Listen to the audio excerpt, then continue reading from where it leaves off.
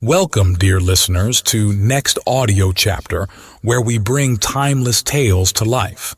Today, we're diving into the captivating world of Sherlock Holmes with the complete audiobook of The Return of Sherlock Holmes by Sir Arthur Conan Doyle. Join us as we unravel 13 thrilling adventures, each showcasing the unparalleled brilliance of the world's most famous detective and his loyal companion, Dr. Watson. So sit back, relax, and let the master of deduction guide you through tales of suspense, mystery, and clever twists. Let's embark on this literary adventure together. Chapter 1. The Adventure of the Empty House. It was in the spring of the year 1894 that all London was interested, and the fashionable world dismayed by the murder of the Honorable Ronald Adair under most unusual and inexplicable circumstances. The public has already learned those particulars of the crime which came out in the police investigation, but a good deal was suppressed upon that occasion, since the case for the prosecution was so overwhelmingly strong that it was not necessary to bring forward all the facts. Only now, at the end of nearly 10 years, am I allowed to supply those missing links which make up the whole of that remarkable chain. The crime was of interest in itself, but that interest was as nothing to me compared to the inconceivable sequel, which afforded me the greatest shock and surprise of any event in my adventurous life. Even now, after this long interval, I find myself thrilling as I think of it, and feeling once more that sudden flood of joy, amazement, and incredulity which utterly submerged my mind. Let me say to that public, which has shown some interest in those glimpses which I have occasionally given them of the thoughts and actions of a very remarkable man, that they are not to blame me if I have not shared my knowledge with them, for I should have considered it my first duty to do so, had I not been barred by a positive prohibition from his own lips, which was only withdrawn upon the 3rd of last month. It can be imagined that my close intimacy with Sherlock Holmes had interested me deeply in crime, and that after his disappearance, I never failed to read with care the various problems which came before the public, and I even attempted more than once for my own private satisfaction to employ his methods in their solution, though with indifferent success. There was none, however, which appealed to me like this tragedy of Ronald Adair. As I read the evidence at the inquest, which led up to a verdict of willful murder against some person or persons unknown, I realized more clearly than I had ever done the loss which the community had sustained by the death of Sherlock Holmes.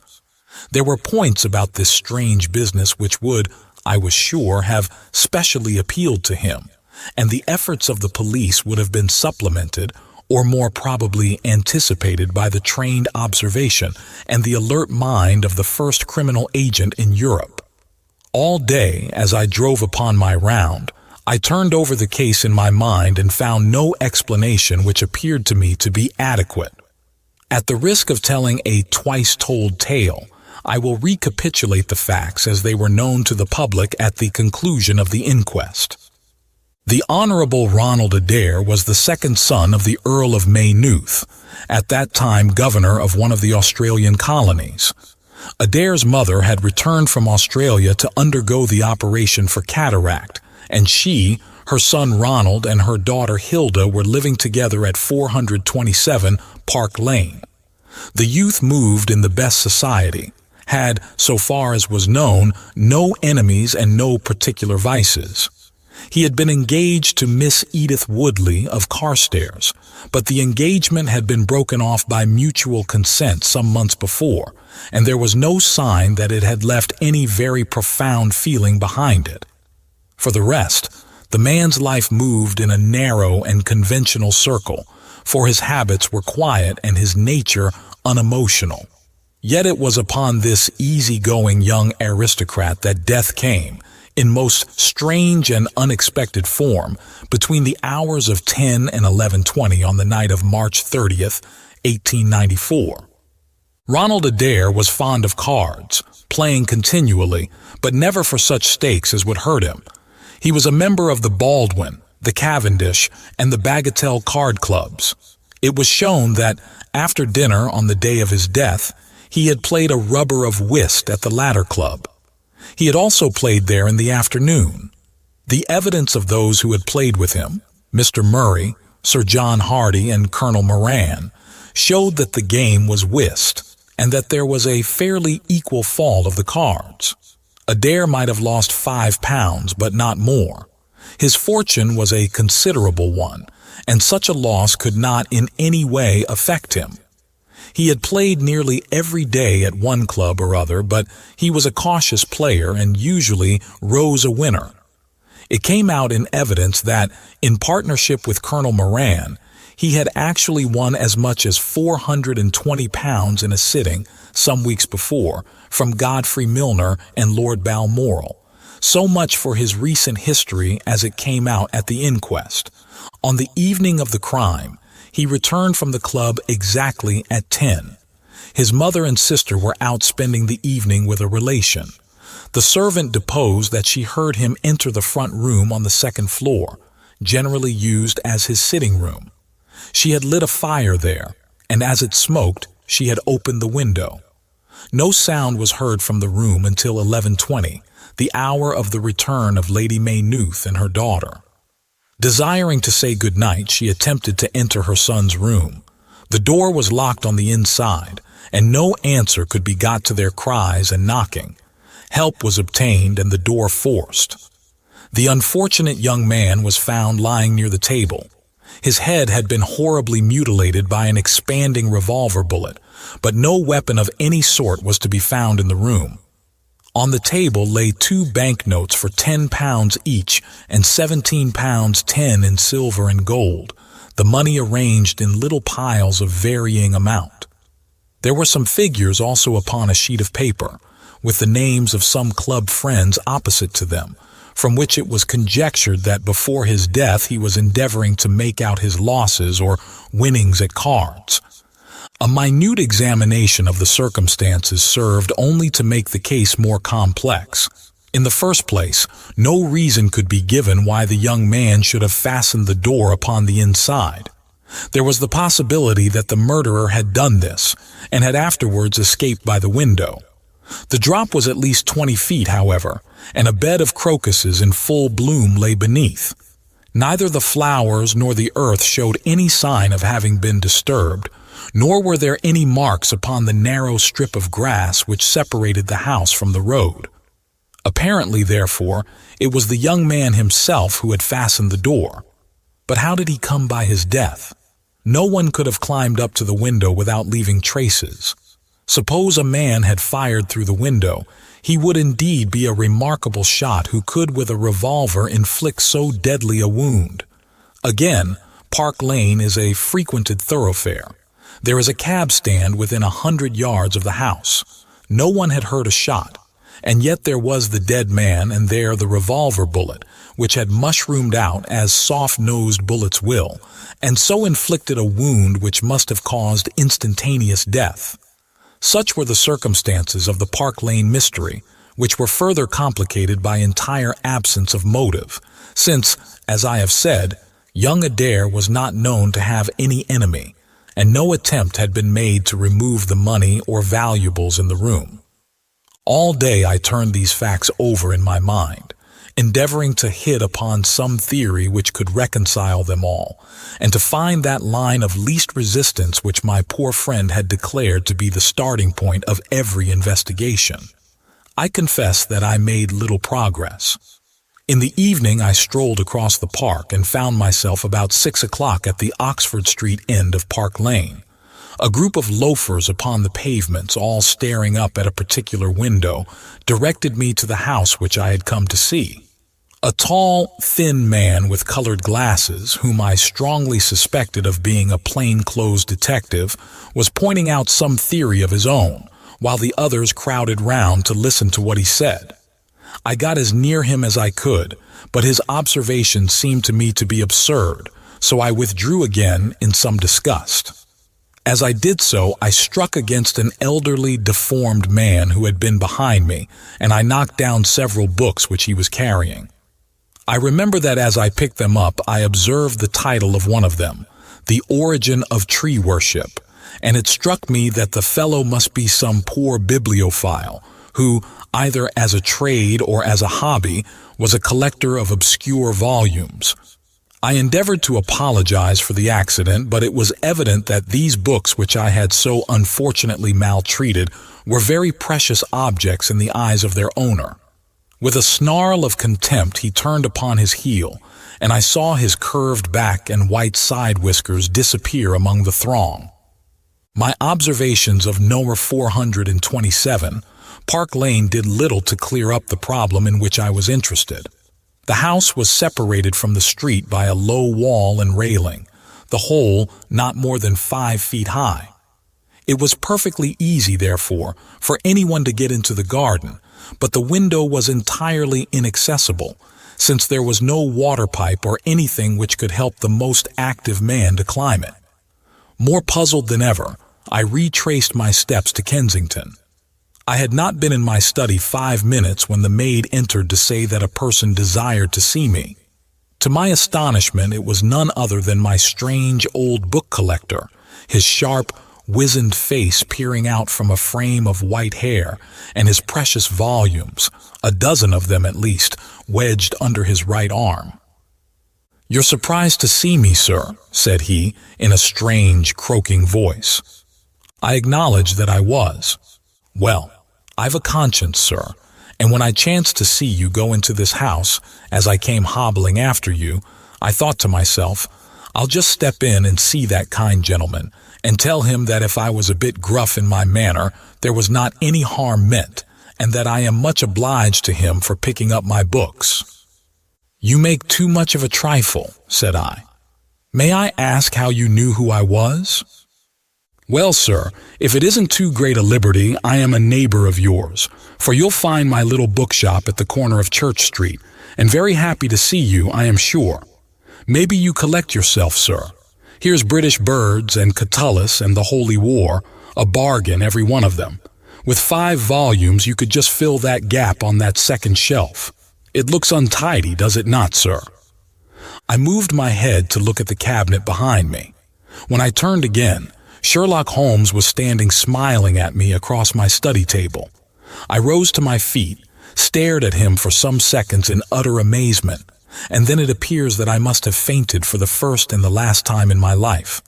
Certainly a gray mist swirled before my eyes, and when it cleared I found my collar ends undone and the tingling aftertaste of brandy upon my lips.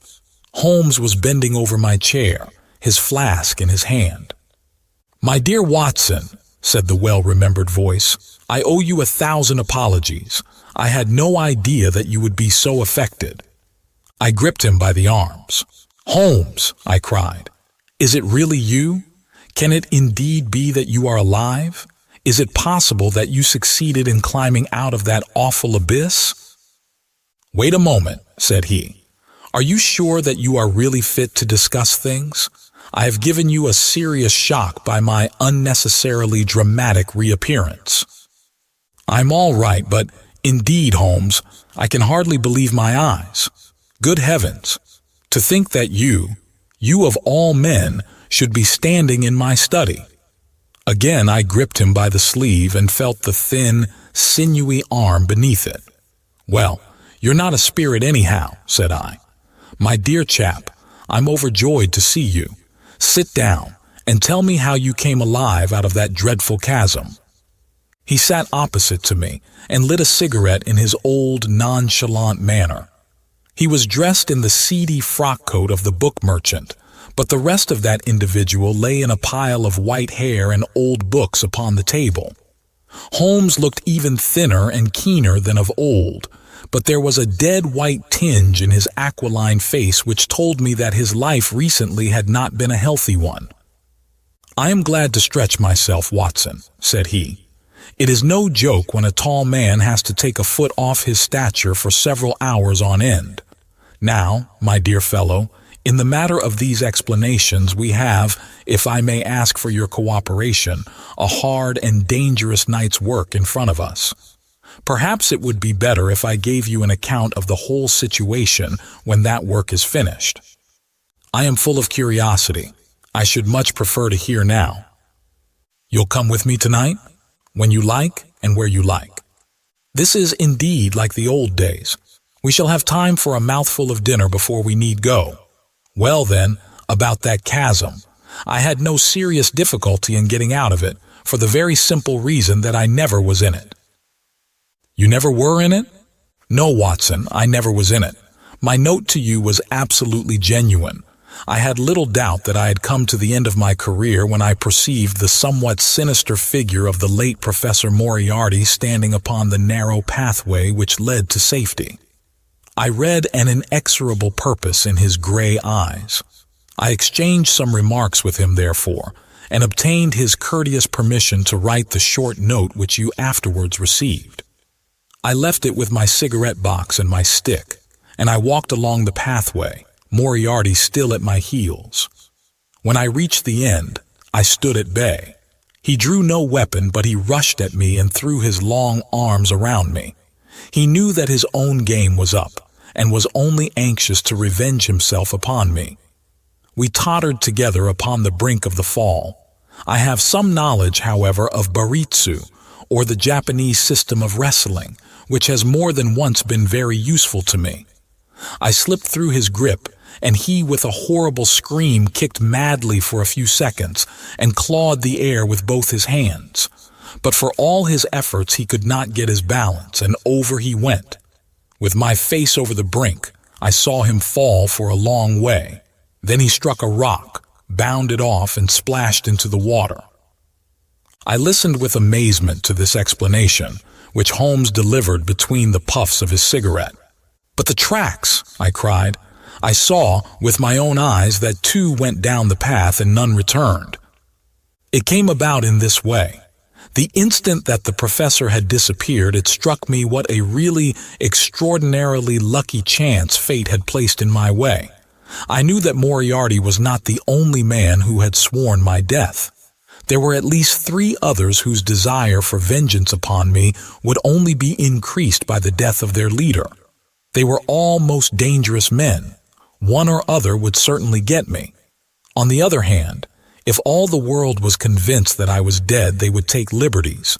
These men, they would soon lay themselves open, and sooner or later I could destroy them.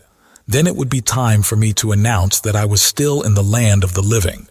So rapidly does the brain act that I believe I had thought this all out before Professor Moriarty had reached the bottom of the Reichenbach fall. I stood up and examined the rocky wall behind me. In your picturesque account of the matter, which I read with great interest some months later, you assert that the wall was sheer. That was not literally true. A few small footholds presented themselves, and there was some indication of a ledge. The cliff is so high that to climb it all was an obvious impossibility, and it was equally impossible to make my way along the wet path without leaving some tracks. I might, it is true, have reversed my boots, as I have done on similar occasions, but the sight of 3 sets of tracks in one direction would certainly have suggested a deception. On the whole, then, it was best that I should risk the climb. It was not a pleasant business, Watson. The fall roared beneath me. I am not a fanciful person, but I give you my word that I seemed to hear Moriarty's voice screaming at me out of the abyss. A mistake would have been fatal. More than once, as tufts of grass came out in my hand or my foot slipped in the wet notches of the rock, I thought that I was gone. But I struggled upward, and at last I reached a ledge several feet deep and covered with soft green moss, where I could lie unseen, in the most perfect comfort. There I was stretched, when you, my dear Watson, and all your following were investigating in the most sympathetic and inefficient manner the circumstances of my death. At last, when you had all formed your inevitable and totally erroneous conclusions, you departed for the hotel, and I was left alone. I had imagined that I had reached the end of my adventures, but a very unexpected occurrence showed me that there were surprises still in store for me. A huge rock, falling from above, boomed past me, struck the path, and bounded over into the chasm. For an instant I thought that it was an accident, but a moment later, looking up, I saw a man's head against the darkening sky, and another stone struck the very ledge upon which I was stretched, within a foot of my head. Of course, the meaning of this was obvious. Moriarty had not been alone. A Confederate, and even that one glance had told me how dangerous a man that Confederate was, had kept guard while the professor had attacked me. From a distance, unseen by me, he had been a witness of his friend's death and of my escape. He had waited, and then making his way round to the top of the cliff, he had endeavored to succeed where his comrade had failed. I did not take long to think about it, Watson. Again I saw that grim face look over the cliff, and I knew that it was the precursor of another stone. I scrambled down onto the path. I don't think I could have done it in cold blood. It was 100 times more difficult than getting up. But I had no time to think of the danger, for another stone sang past me as I hung by my hands from the edge of the ledge. Halfway down I slipped, but by the blessing of God I landed, torn and bleeding, upon the path. I took to my heels, did 10 miles over the mountains in the darkness, and a week later I found myself in Florence with the certainty that no one in the world knew what had become of me. I had only one confidant, my brother Mycroft. I owe you many apologies, my dear Watson, but it was all important that it should be thought I was dead, and it is quite certain that you would not have written so convincing an account of my unhappy end had you not yourself thought that it was true. Several times during the last 3 years I have taken up my pen to write to you, but always I feared lest your affectionate regard for me should tempt you to some indiscretion which would betray my secret. For that reason I turned away from you this evening when you upset my books, for I was in danger at the time, and any show of surprise and emotion upon your part might have drawn attention to my identity and led to the most deplorable and irreparable results. As to Mycroft, I had to confide in him in order to obtain the money which I needed. The course of events in London did not run so well as I had hoped, for the trial of the Moriarty gang left 2 of its most dangerous members, my own most vindictive enemies, at liberty. I traveled for 2 years in Tibet, therefore, and amused myself by visiting Lhasa and spending some days with the head Lama. You may have read of the remarkable explorations of a Norwegian named Sigerson, but I am sure that it never occurred to you that you were receiving news of your friend.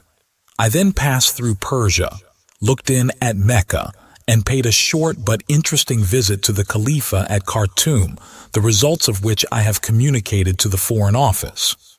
Returning to France, I spent some months in a research into the coal tar derivatives, which I conducted in a laboratory at Montpellier in the south of France. Having concluded this to my satisfaction and learning that only one of my enemies was now left in London, I was about to return when my movements were hastened by the news of this very remarkable Park Lane mystery, which not only appealed to me by its own merits, but which seemed to offer some most peculiar personal opportunities.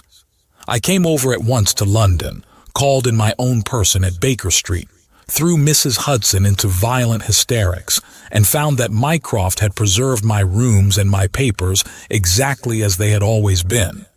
So it was, my dear Watson, that at 2 o'clock today I found myself in my old armchair in my own old room, and only wishing that I could have seen my old friend Watson in the other chair which he has so often adorned. Such was the remarkable narrative to which I listened on that April evening, a narrative which would have been utterly incredible to me, had it not been confirmed by the actual sight of the tall, spare figure and the keen, eager face, which I had never thought to see again. In some manner he had learned of my own sad bereavement, and his sympathy was shown in his manner rather than in his words. "Work is the best antidote to sorrow, my dear Watson," said he, "and I have a piece of work for us both tonight which, if we can bring it to a successful conclusion, will in itself justify a man's life on this planet." In vain I begged him to tell me more. "You will hear and see enough before morning," he answered. "We have 3 years of the past to discuss. Let that suffice until 9:30, when we start upon the notable adventure of the empty house." It was indeed like old times when, at that hour, I found myself seated beside him in a hansom, my revolver in my pocket, and the thrill of adventure in my heart. Holmes was cold and stern and silent. As the gleam of the street lamps flashed upon his austere features, I saw that his brows were drawn down in thought and his thin lips compressed. I knew not what wild beast we were about to hunt down in the dark jungle of criminal London, but I was well assured from the bearing of this master huntsman that the adventure was a most grave one, while the sardonic smile which occasionally broke through his ascetic gloom boded little good for the object of our quest. I had imagined that we were bound for Baker Street, but Holmes stopped the cab at the corner of Cavendish Square. I observed that as he stepped out he gave a most searching glance to right and left, and at every subsequent street corner he took the utmost pains to assure that he was not followed. Our route was certainly a singular one. Holmes's knowledge of the byways of London was extraordinary, and on this occasion he passed rapidly and with an assured step through a network of mews and stables, the very existence of which I had never known. We emerged at last into a small road, lined with old, gloomy houses, which led us into Manchester Street, and so to Blandford Street. Here he turned swiftly down a narrow passage, passed through a wooden gate into a deserted yard, and then opened with a key the back door of a house. We entered together, and he closed it behind us. The place was pitch dark, but it was evident to me that it was an empty house. Our feet creaked and crackled over the bare planking, and my outstretched hand touched a wall from which the paper was hanging in ribbons. Holmes's cold, thin fingers closed round my wrist and led me forward down a long hall until I dimly saw the murky fanlight over the door. Here, Holmes turned suddenly to the right, and we found ourselves in a large, square, empty room, heavily shadowed in the corners, but faintly lit in the center from the lights of the street beyond. There was no lamp near, and the window was thick with dust, so that we could only just discern each other's figures within. My companion put his hand upon my shoulder, and his lips close to my ear. "Do you know where we are?" he whispered.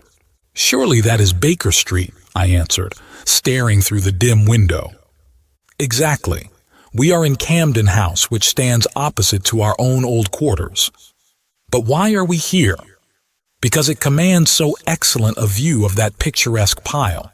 Might I trouble you, my dear Watson, to draw a little nearer to the window, taking every precaution not to show yourself, and then to look up at our old rooms, the starting point of so many of your little fairy tales? We will see if my 3 years of absence have entirely taken away my power to surprise you." I crept forward and looked across at the familiar window. As my eyes fell upon it, I gave a gasp and a cry of amazement. The blind was down, and a strong light was burning in the room. The shadow of a man who was seated in a chair within was thrown in hard black outline upon the luminous screen of the window. There was no mistaking the poise of the head, the squareness of the shoulders, the sharpness of the features. The face was turned half round, and the effect was that of one of those black silhouettes which our grandparents loved to frame. It was a perfect reproduction of Holmes. So amazed was I that I threw out my hand to make sure that the man himself was standing beside me. He was quivering with silent laughter. "Well," said he. "Good heavens," I cried. "It is marvelous." "I trust that age doth not wither nor custom stale my infinite variety," said he, and I recognized in his voice the joy and pride which the artist takes in his own creation. "It really is rather like me, is it not? I should be prepared to swear that it was you." The credit of the execution is due to Monsieur Oscar Meunier of Grenoble, who spent some days in doing the molding. It is a bust in wax. The rest I arranged myself during my visit to Baker Street this afternoon.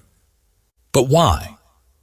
Because, my dear Watson, I had the strongest possible reason for wishing certain people to think that I was there when I was really elsewhere. And you thought the rooms were watched.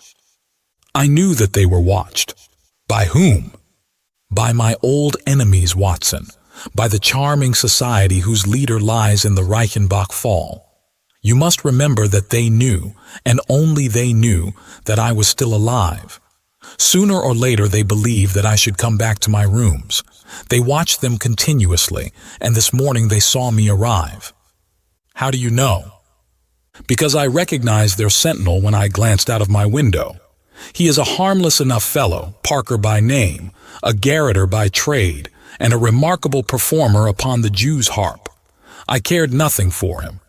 But I cared a great deal for the much more formidable person who was behind him, the bosom friend of Moriarty, the man who dropped the rocks over the cliff, the most cunning and dangerous criminal in London.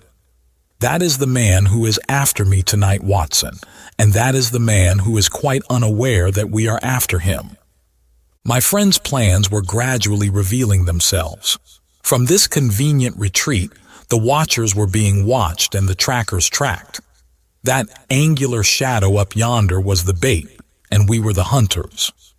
In silence we stood together in the darkness and watched the hurrying figures who passed and repassed in front of us. Holmes was silent and motionless, but I could tell that he was keenly alert and that his eyes were fixed intently upon the stream of passers-by. It was a bleak and boisterous night, and the wind whistled shrilly down the long street. Many people were moving to and fro, most of them muffled in their coats and cravats. Once or twice it seemed to me that I had seen the same figure before, and I especially noticed two men who appeared to be sheltering themselves from the wind in the doorway of a house some distance up the street. I tried to draw my companion's attention to them, but he gave a little ejaculation of impatience and continued to stare into the street. More than once he fidgeted with his feet and tapped rapidly with his fingers upon the wall.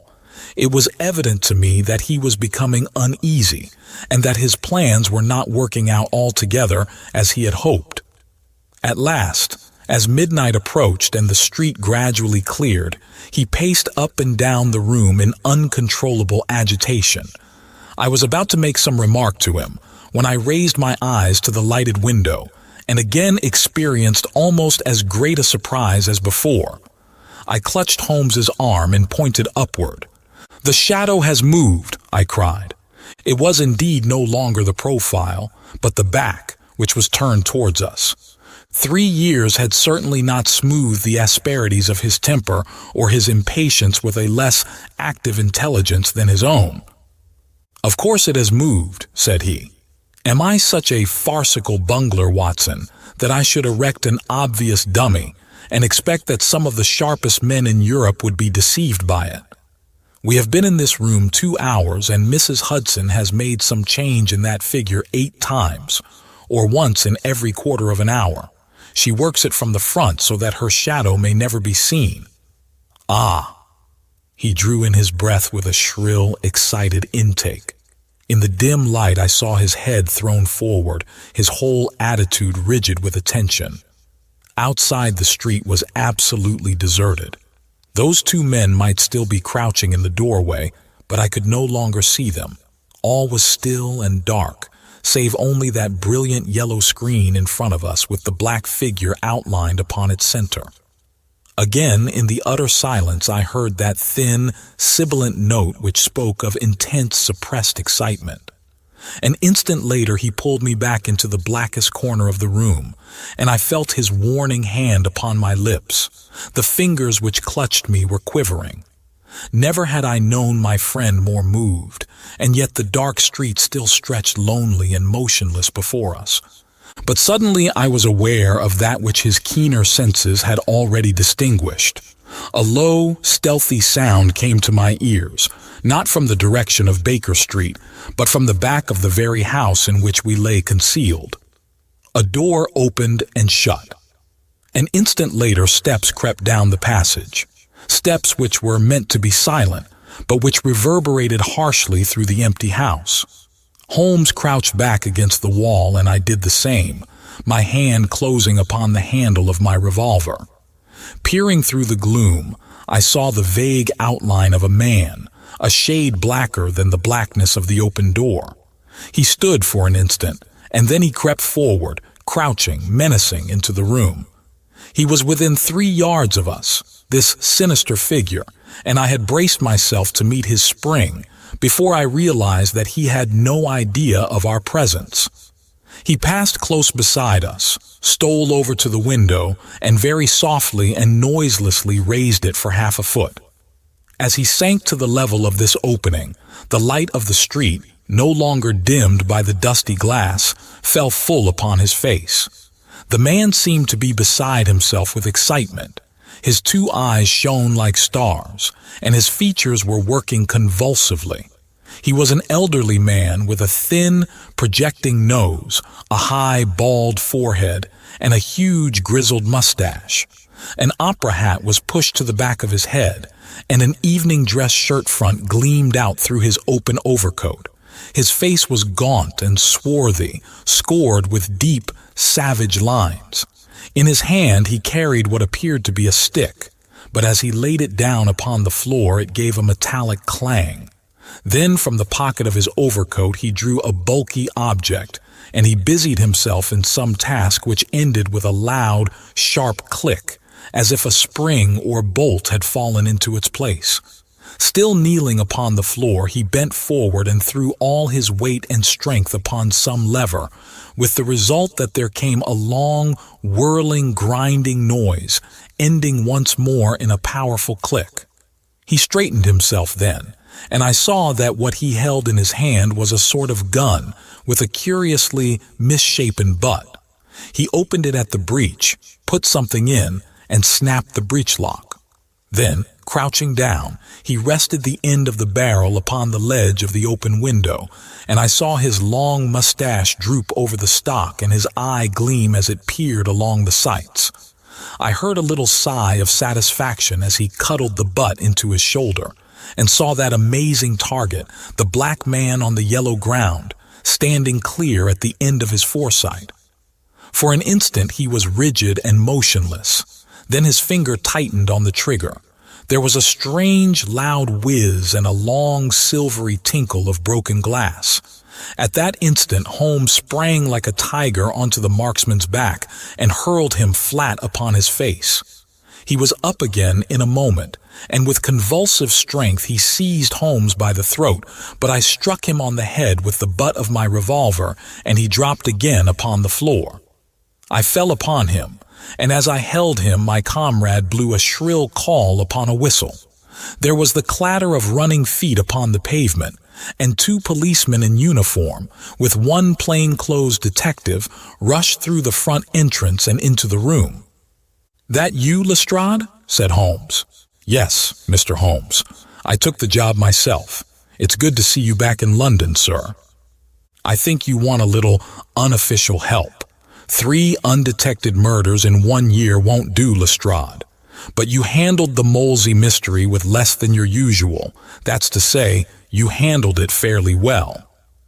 We had all risen to our feet, our prisoner breathing hard with a stalwart constable on each side of him. Already a few loiterers had begun to collect in the street. Holmes stepped up to the window, closed it, and dropped the blinds. Lestrade had produced 2 candles, and the policemen had uncovered their lanterns. I was able at last to have a good look at our prisoner. It was a tremendously virile and yet sinister face which was turned towards us. With the brow of a philosopher above and the jaw of a sensualist below, the man must have started with great capacities for good or for evil. But one could not look upon his cruel blue eyes, with their drooping, cynical lids, or upon the fierce, aggressive nose and the threatening, deep-lined brow, without reading nature's plainest danger signals. He took no heed of any of us, but his eyes were fixed upon Holmes's face with an expression in which hatred and amazement were equally blended. "You fiend," he kept on muttering. "You clever, clever fiend." "Ah, Colonel," said Holmes, arranging his rumpled collar. "Journeys end in lovers' meetings, as the old play says. I don't think I've had the pleasure of seeing you since you favored me with those attentions as I lay on the ledge above the Reichenbach Fall." The colonel still stared at my friend like a man in a trance. "You cunning, cunning fiend," was all that he could say. "I have not introduced you yet," said Holmes. "This gentleman is Colonel Sebastian Moran, once of Her Majesty's Indian Army, and the best heavy game shot that our Eastern Empire has ever produced. I believe I am correct, Colonel, in saying that your bag of tigers still remains unrivaled." The fierce old man said nothing, but still glared at my companion. With his savage eyes and bristling mustache, he was wonderfully like a tiger himself. "I wonder that my very simple stratagem could deceive so old a shikari," said Holmes. "It must be very familiar to you. Have you not tethered a young kid under a tree, lain above it with your rifle, and waited for the bait to bring up your tiger?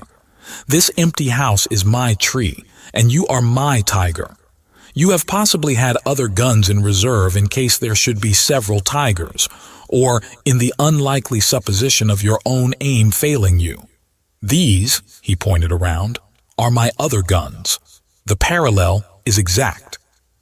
Colonel Moran sprang forward with a snarl of rage, but the constables dragged him back.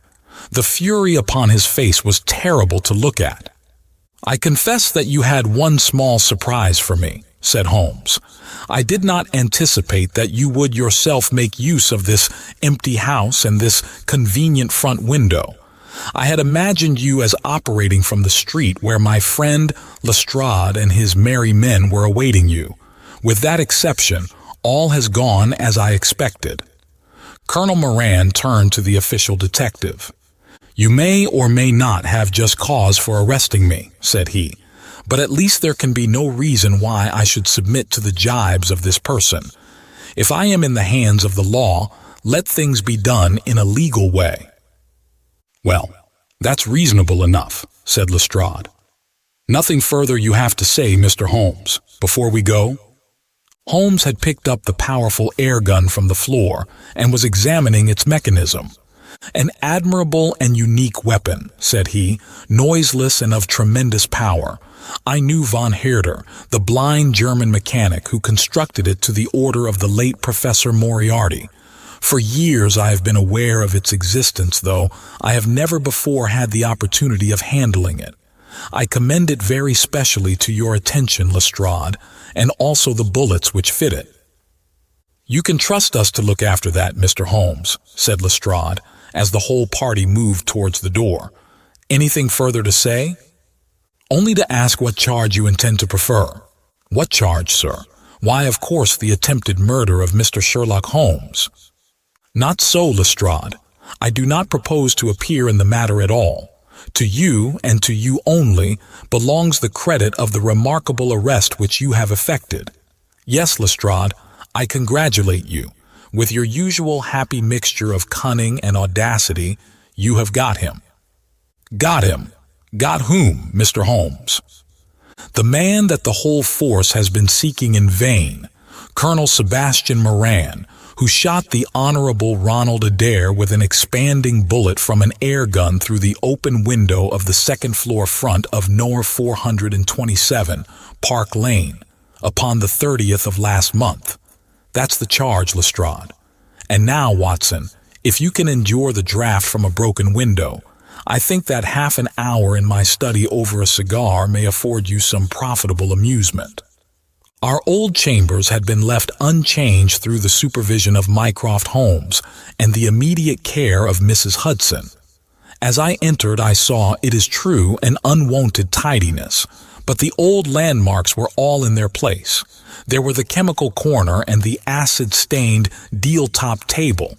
There upon a shelf was the row of formidable scrapbooks and books of reference which many of our fellow citizens would have been so glad to burn.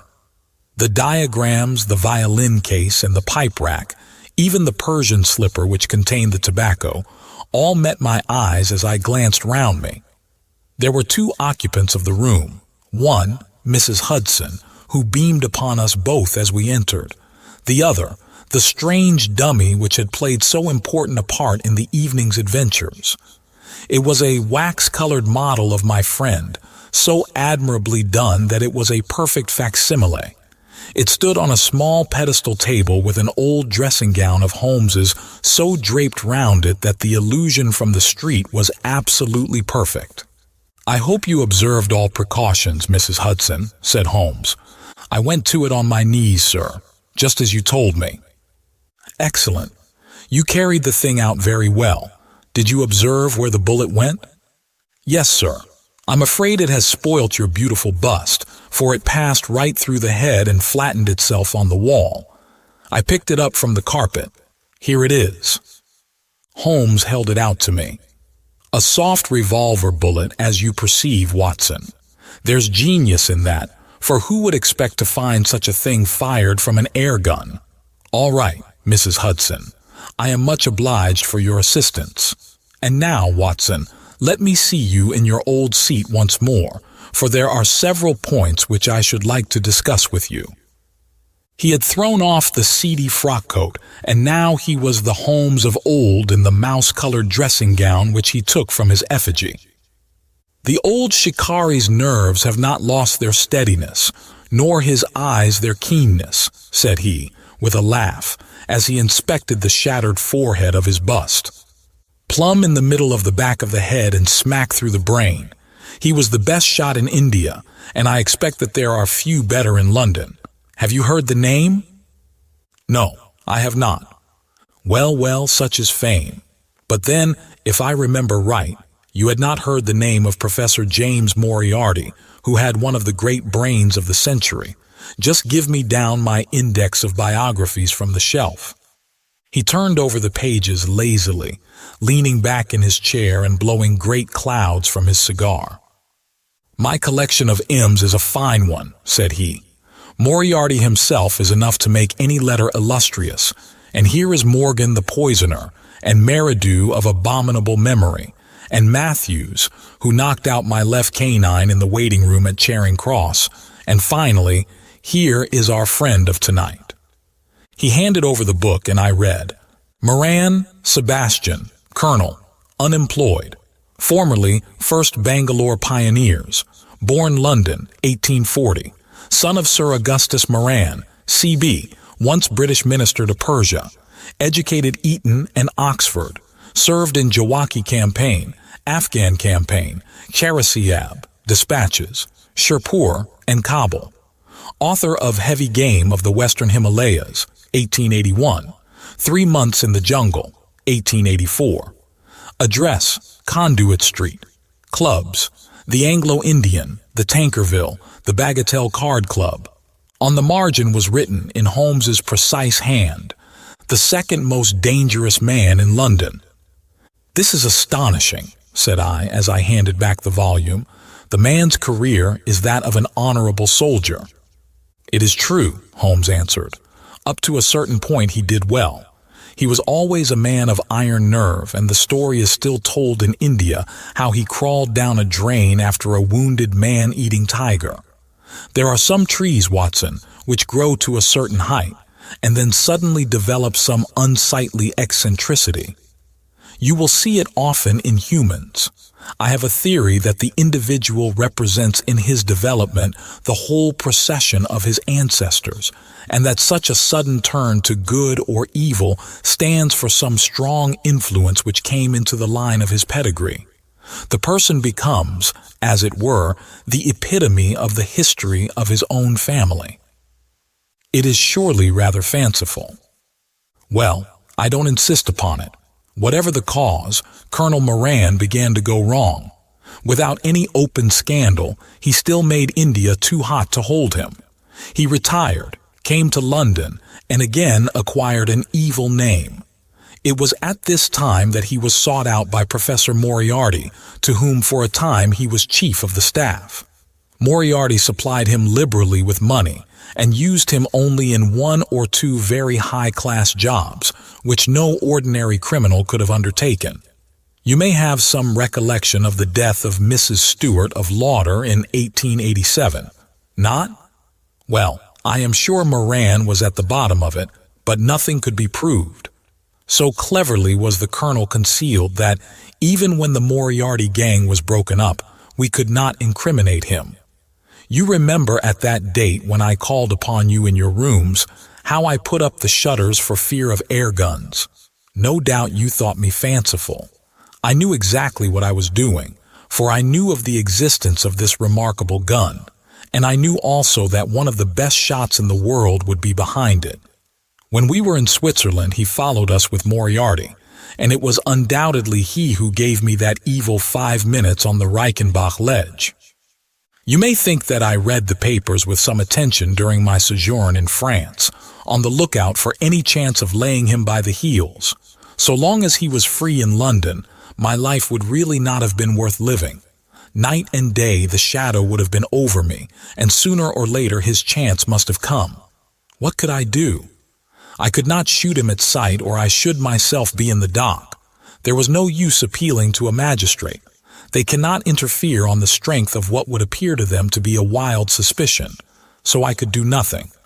But I watched the criminal news, knowing that sooner or later I should get him. Then came the death of this Ronald Adair. My chance had come at last. Knowing what I did, was it not certain that Colonel Moran had done it? He had played cards with the lad, he had followed him home from the club, he had shot him through the open window. There was not a doubt of it. The bullets alone are enough to put his head in a noose.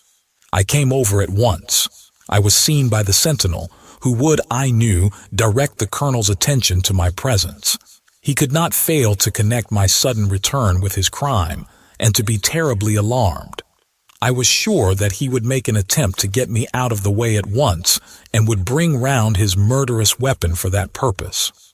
I left him an excellent mark in the window, and having warned the police that they might be needed, by the way, Watson, you spotted their presence in that doorway with unerring accuracy. I took up what seemed to me to be a judicious post for observation, never dreaming that he would choose the same spot for his attack. Now, my dear Watson, does anything remain for me to explain? Yes, said I. You have not made it clear what was Colonel Moran's motive in murdering the Honorable Ronald Adair.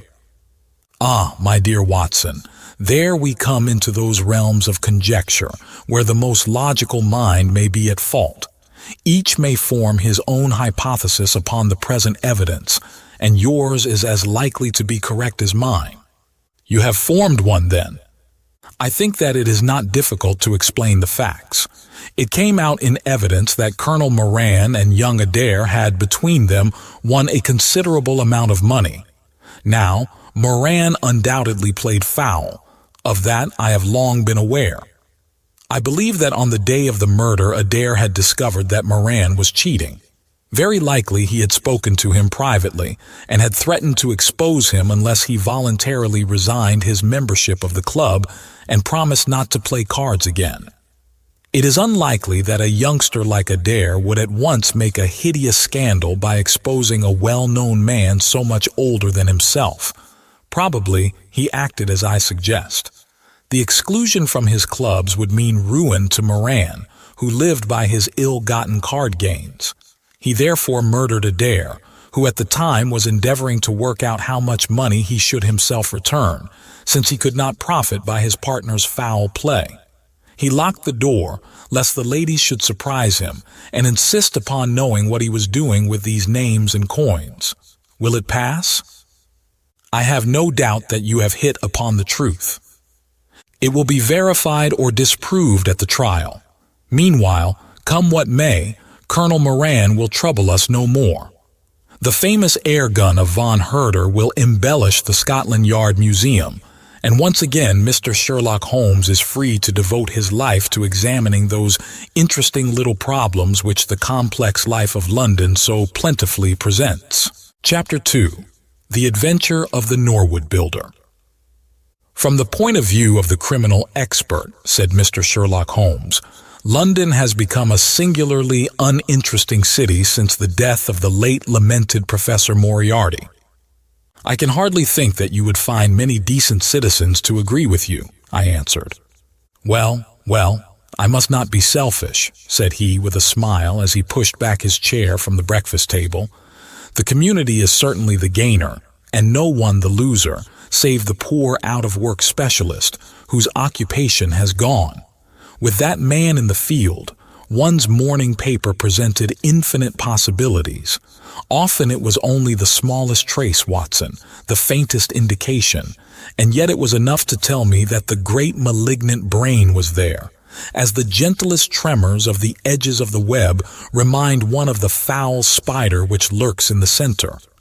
Petty thefts, wanton assaults, purposeless outrage. To the man who held the clue, all could be worked into one connected whole. To the scientific student of the higher criminal world, no capital in Europe offered the advantages which London then possessed. But now, he shrugged his shoulders in humorous deprecation of the state of things which he had himself done so much to produce. At the time of which I speak, Holmes had been back for some months, and I, at his request, had sold my practice and returned to share the old quarters in Baker Street. A young doctor, named Werner, had purchased my small Kensington practice and given with astonishingly little demur the highest price that I ventured to ask, an incident which only explained itself some years later when I found that Werner was a distant relation of Holmes, and that it was my friend who had really found the money. Our months of partnership had not been so uneventful as he had stated, for I find, on looking over my notes, that this period includes the case of the papers of ex-President Murillo, and also the shocking affair of the Dutch steamship Friesland, which so nearly cost us both our lives. His cold and proud nature was always averse, however, from anything in the shape of public applause, and he bound me in the most stringent terms to say no further word of himself, his methods, or his successes, a prohibition which, as I have explained, has only now been removed. Mr. Sherlock Holmes was leaning back in his chair after his whimsical protest, and was unfolding his morning paper in a leisurely fashion, when our attention was arrested by a tremendous ring at the bell, followed immediately by a hollow drumming sound, as if someone were beating on the outer door with his fist. As it opened, there came a tumultuous rush into the hall. Rapid feet clattered up the stair, and an instant later, a wild-eyed and frantic young man, pale, disheveled, and palpitating, burst into the room. He looked from one to the other of us, and under our gaze of inquiry he became conscious that some apology was needed for this unceremonious entry. "I'm sorry, Mr. Holmes," he cried. "You mustn't blame me. I am nearly mad. Mr. Holmes, I am the unhappy John Hector McFarlane." He made the announcement as if the name alone would explain both his visit and its manner, but I could see by my companion's unresponsive face that it meant no more to him than to me. "Have a cigarette, Mr. McFarlane," said he, pushing his case across. "I am sure that, with your symptoms, my friend Dr. Watson here would prescribe a sedative. The weather has been so very warm these last few days. Now, if you feel a little more composed, I should be glad if you would sit down in that chair and tell us very slowly and quietly who you are and what it is that you want. You mentioned your name, as if I should recognize it, but I assure you that beyond the obvious facts that you are a bachelor, a solicitor, a Freemason, and an asthmatic, I know nothing whatever about you." Familiar as I was with my friend's methods, it was not difficult for me to follow his deductions and to observe the untidiness of attire, the sheaf of legal papers, the watch charm, and the breathing which had prompted them. Our client, however, stared in amazement. "Yes, I am all that, Mr. Holmes, and in addition, I am the most unfortunate man at this moment in London. For heaven's sake, don't abandon me, Mr. Holmes. If they come to arrest me before I have finished my story, make them give me time, so that I may tell you the whole truth. I could go to jail happy if I knew that you were working for me outside." "Arrest you," said Holmes. "This is really most most interesting. On what charge do you expect to be arrested?" upon the charge of murdering Mr. Jonas Oldacre of Lower Norwood. My companion's expressive face showed a sympathy which was not, I am afraid, entirely unmixed with satisfaction. "Dear me," said he, "it was only this moment at breakfast that I was saying to my friend Dr. Watson that sensational cases had disappeared out of our papers." Our visitor stretched forward a quivering hand and picked up the Daily Telegraph, which still lay upon Holmes's knee. "If you had looked at it, sir, you would have seen at a glance what the errand is on which I have come to you this morning. I feel as if my name and my misfortune must be in every man's mouth." He turned it over to expose the central page. "Here it is, and with your permission, I will read it to you. Listen to this, Mr. Holmes. The headlines are, 'Mysterious Affair at Lower Norwood. Disappearance of a well-known builder. Suspicion of murder and arson. A clue to the criminal.' That is the clue which they are already following, Mr. Holmes, and I know that it leads infallibly to me. I have been followed from London Bridge Station, and I am sure that they are only waiting for the warrant to arrest me. It will break my mother's heart. It will break her heart." He wrung his hands in an agony of apprehension and swayed backward and forward in his chair. I looked with interest upon this man, who was accused of being the perpetrator of a crime of violence. He was flaxen-haired and handsome, in a washed-out negative fashion, with frightened blue eyes and a clean-shaven face, with a weak, sensitive mouth. His age may have been about 27, his dress and bearing that of a gentleman. From the pocket of his light summer overcoat protruded the bundle of indorsed papers which proclaimed his profession. "We must use what time we have," said Holmes. "Watson, would you have the kindness to take the paper and to read the paragraph in question?" Underneath the vigorous headlines which our client had quoted, I read the following suggestive narrative. "Late last night, or early this morning, an incident occurred at Lower Norwood which points, it is feared, to a serious crime. Mr. Jonas Oldacre is a well-known resident of that suburb, where he has carried on his business as a builder for many years. Mr. Oldacre is a bachelor, 52 years of age, and lives in Deep Dean House, at the Sydenham end of the road of that name. He has had the reputation of being a man of eccentric habits, secretive and retiring. For some years he has practically withdrawn from the business, in which he is said to have massed considerable wealth. A small timber yard still exists, however, at the back of the house, and last night, about 12 o'clock, an alarm was given that one of the stacks was on fire. The engines were soon upon the spot, but the dry wood burned with great fury, and it was impossible to arrest the conflagration until the stack had been entirely consumed. Up to this point, the incident bore the appearance of an ordinary accident, but fresh indications seemed to point to serious crime. Surprise was expressed at the absence of the master of the establishment from the scene of the fire, and an inquiry followed, which showed that he had disappeared from the house. An examination of his room revealed that the bed had not been slept in, that a safe which stood in it was open, that a number of important papers were scattered about the room, and finally, that there were signs of a murderous struggle, slight traces of blood being found within the room, and an oaken walking stick, which also showed stains of blood upon the handle. It is known that Mr. Jonas Oldacre had received a late visitor in his bedroom upon that night, and the stick found has been identified as the property of this person, who is a young London solicitor named John Hector McFarlane, junior partner of Graham and McFarlane, of 426 Gresham Buildings, E.C. The police believe that they have evidence in their possession which supplies a very convincing motive for the crime, and altogether it cannot be doubted that sensational developments will follow. Later, it is rumored as we go to press that Mr. John Hector McFarlane has actually been arrested on the charge of the murder of Mr. Jonas Oldacre. It is at least certain that a warrant has been issued. There have been further and sinister developments in the investigation at Norwood.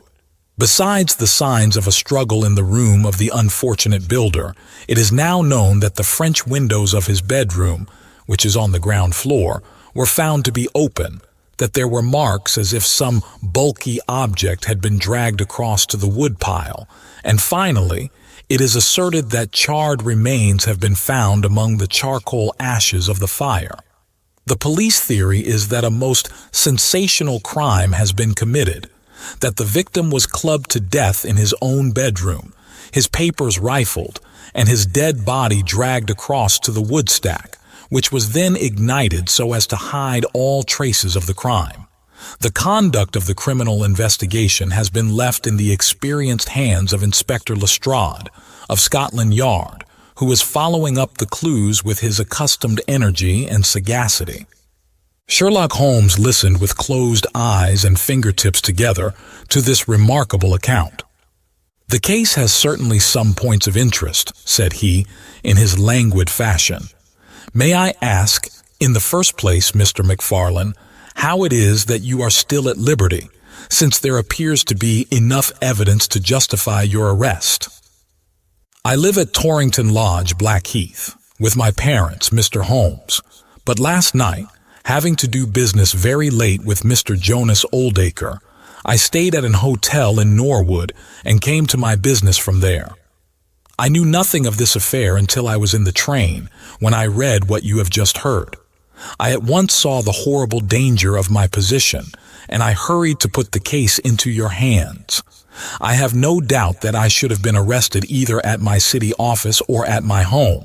A man followed me from London Bridge Station, and I have no doubt, great heaven, what is that? It was a clang of the bell, followed instantly by heavy steps upon the stair. A moment later, our old friend Lestrade appeared in the doorway. Over his shoulder, I caught a glimpse of one or two uniformed policemen outside. "Mr. John Hector McFarlane," said Lestrade. Our unfortunate client rose with a ghastly face. "I arrest you for the willful murder of Mr. Jonas Oldacre of Lower Norwood."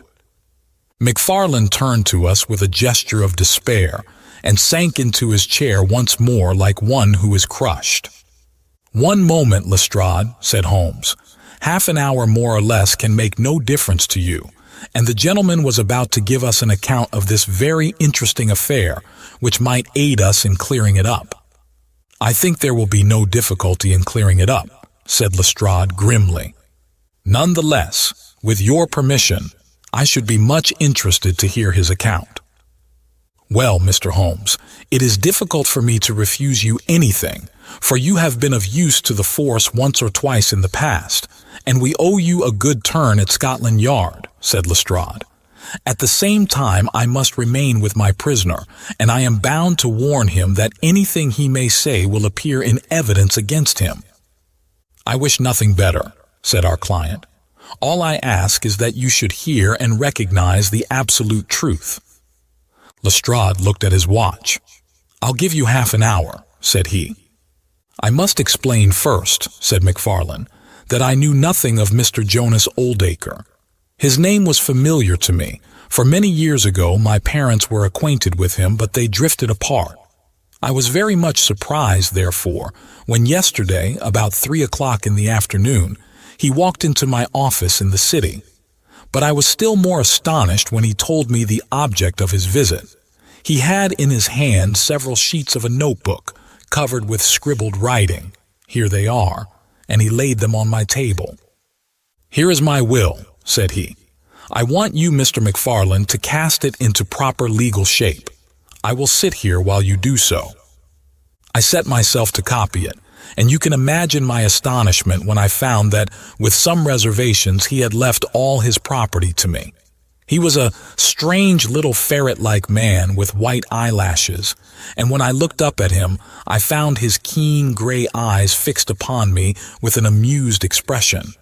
I could hardly believe my own as I read the terms of the will, but he explained that he was a bachelor with hardly any living relation, that he had known my parents in his youth, and that he had always heard of me as a very deserving young man, and was assured that his money would be in worthy hands. Of course, I could only stammer out my thanks. The will was duly finished, signed, and witnessed by my clerk. This is it on the blue paper, and these slips, as I have explained, are the rough draft. Mr. Jonas Oldacre then informed me that there were a number of documents, building leases, title deeds, mortgages, scrip, and so forth, which it was necessary that I should see and understand. He said that his mind would not be easy until the whole thing was settled, and he begged me to come out to his house at Norwood that night, bringing the will with me, and to arrange matters. Remember, my boy, not one word to your parents about the affair until everything is settled. We will keep it as a little surprise for them. He was very insistent upon this point and made me promise it faithfully. You can imagine, Mr. Holmes, that I was not in a humor to refuse him anything that he might ask.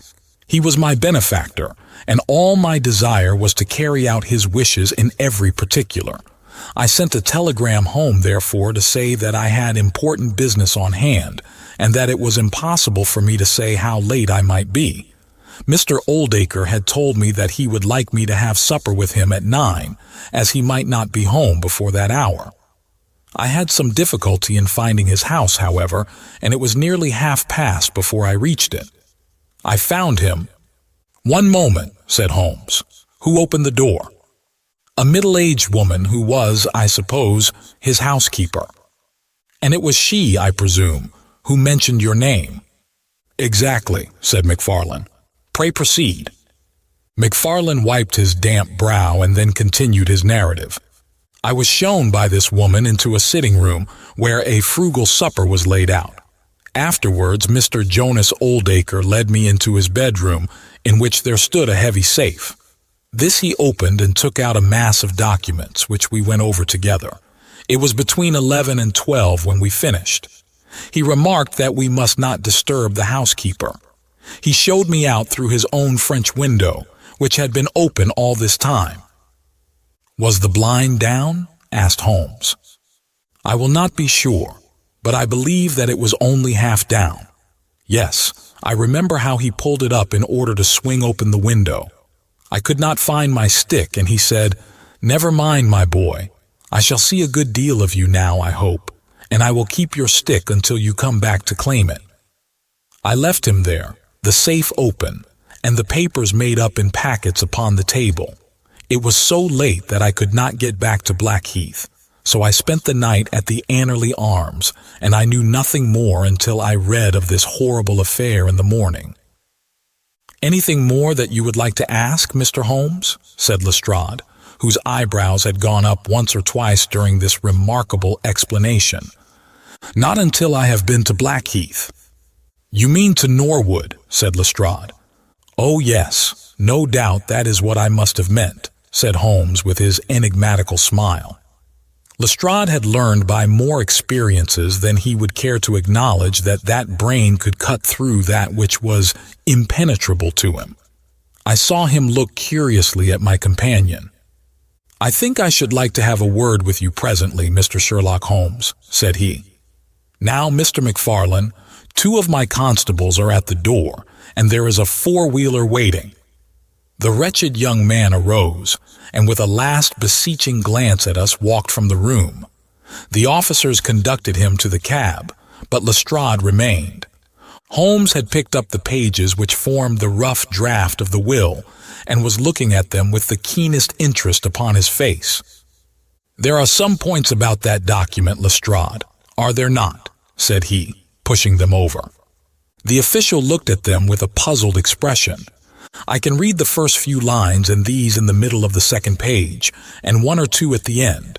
Those are as clear as print," said he, "but the writing in between is very bad, and there are 3 places where I cannot read it at all." "What do you make of that?" said Holmes. "Well, what do you make of it?" "That it was written in a train. The good writing represents stations, the bad writing movement, and the very bad writing passing over points.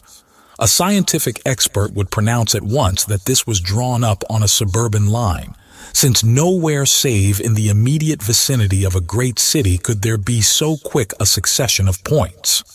Granting that his whole journey was occupied in drawing up the will, then the train was an express, only stopping once between Norwood and London Bridge. Lestrade began to laugh. "You are too many for me when you begin to get on your theories, Mr. Holmes," said he. "How does this bear on the case?" "Well, it corroborates the young man's story to the extent that the will was drawn up by Jonas Oldacre in his journey yesterday. It is curious, is it not, that a man should draw up so important a document in so haphazard a fashion?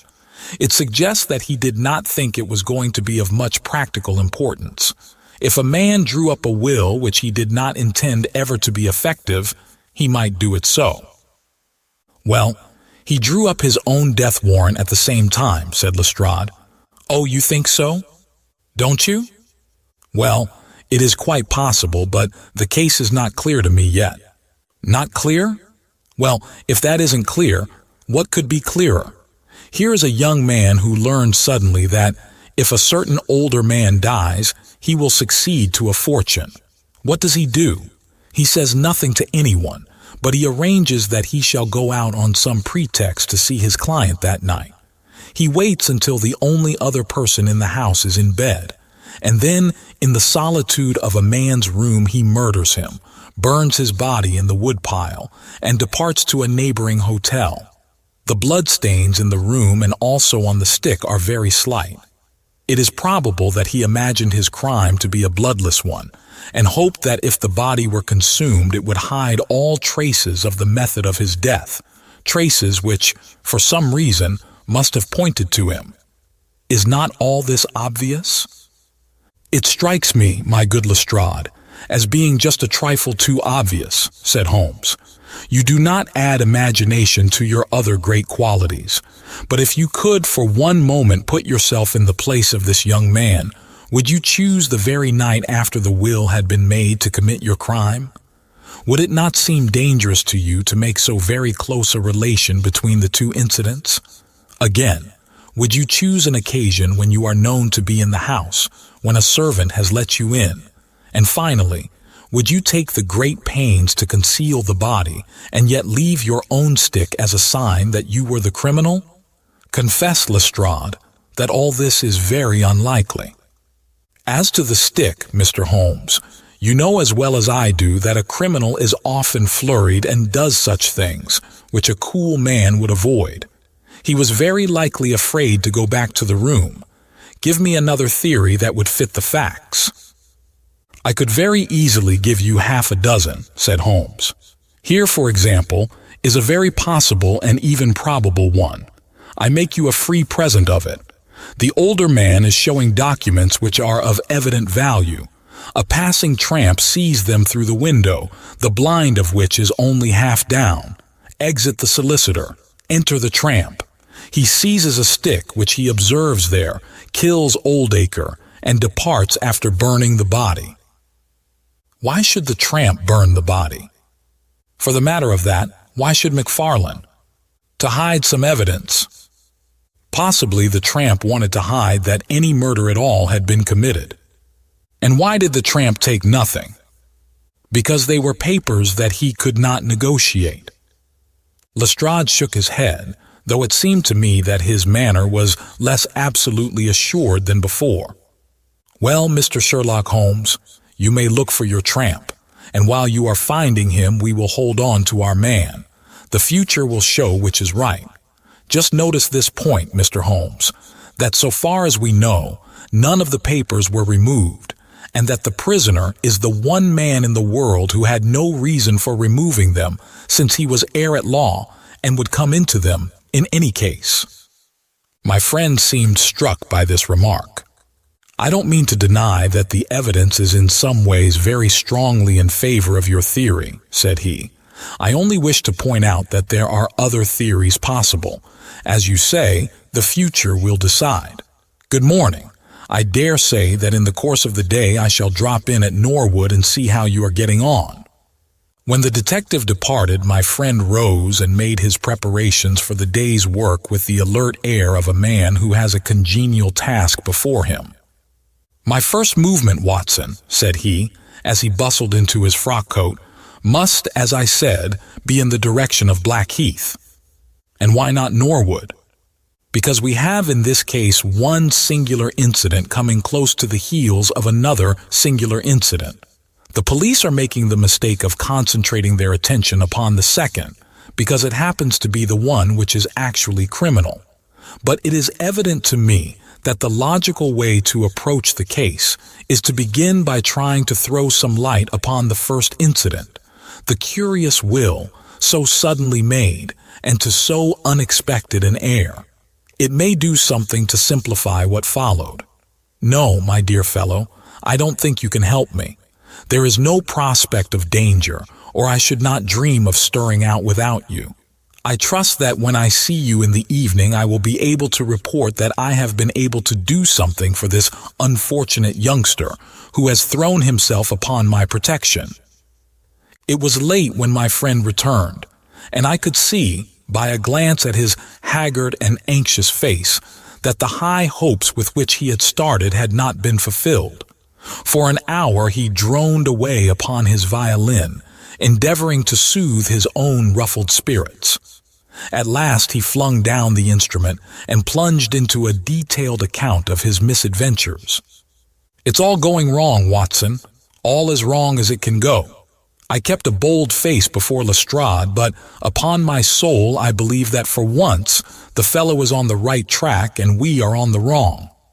All my instincts are one way and all the facts are the other, and I much fear that British juries have not yet attained that pitch of intelligence when they will give the preference to my theories over Lestrade's facts." "Did you go to Blackheath?" "Yes, Watson. I went there, and I found very quickly that the late lamented Oldacre was a pretty considerable blackguard. The father was away in search of his son. The mother was at home, a little, fluffy, blue-eyed person, in a tremor of fear and indignation. Of course, she would not admit even the possibility of his guilt, but she would not express either surprise or regret over the fate of Oldacre. On the contrary, she spoke of him with such bitterness that she was unconsciously considerably strengthening the case of the police, for, of course, if her son had heard her speak of the man in this fashion, it would predispose him towards hatred and violence. "He was more like a malignant and cunning ape than a human being," said she, "and he always was, ever since he was a young man." "You knew him at that time?" said I. "Yes, I knew him well. In fact, he was an old suitor of mine. Thank heaven that I had the sense to turn away from him and to marry a better, if poorer, man. I was engaged to him, Mr. Holmes, when I heard a shocking story of how he had turned a cat loose in an aviary, and I was so horrified at his brutal cruelty that I would have nothing more to do with him." She rummaged in a bureau, and presently she produced a photograph of a woman, shamefully defaced and mutilated with a knife. "That is my own photograph," she said. "He sent it to me in that state, with his curse, upon my wedding morning." "Well," said I, "at least he has forgiven you now, since he has left all his property to your son." "Neither my son nor I want anything from Jonas Oldacre, dead or alive," she cried with a proper spirit. "There is a God in heaven, Mr. Holmes, and that same God who has punished that wicked man will show in his own good time that my son's hands are guiltless of his blood." Well, I tried one or two leads, but could get at nothing which would help our hypothesis, and several points which would make against it. I gave it up at last, and off I went to Norwood.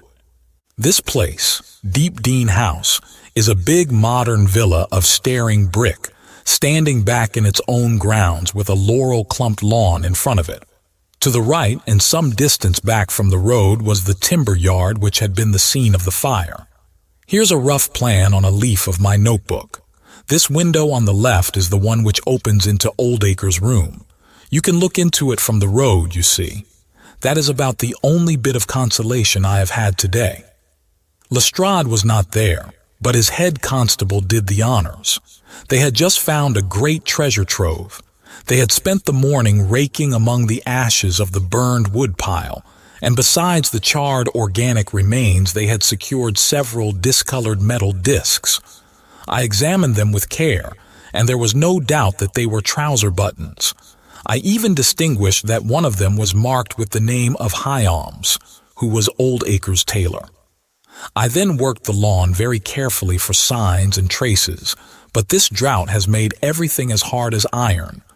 Nothing was to be seen save that some body or bundle had been dragged through a low privet hedge which is in a line with the woodpile.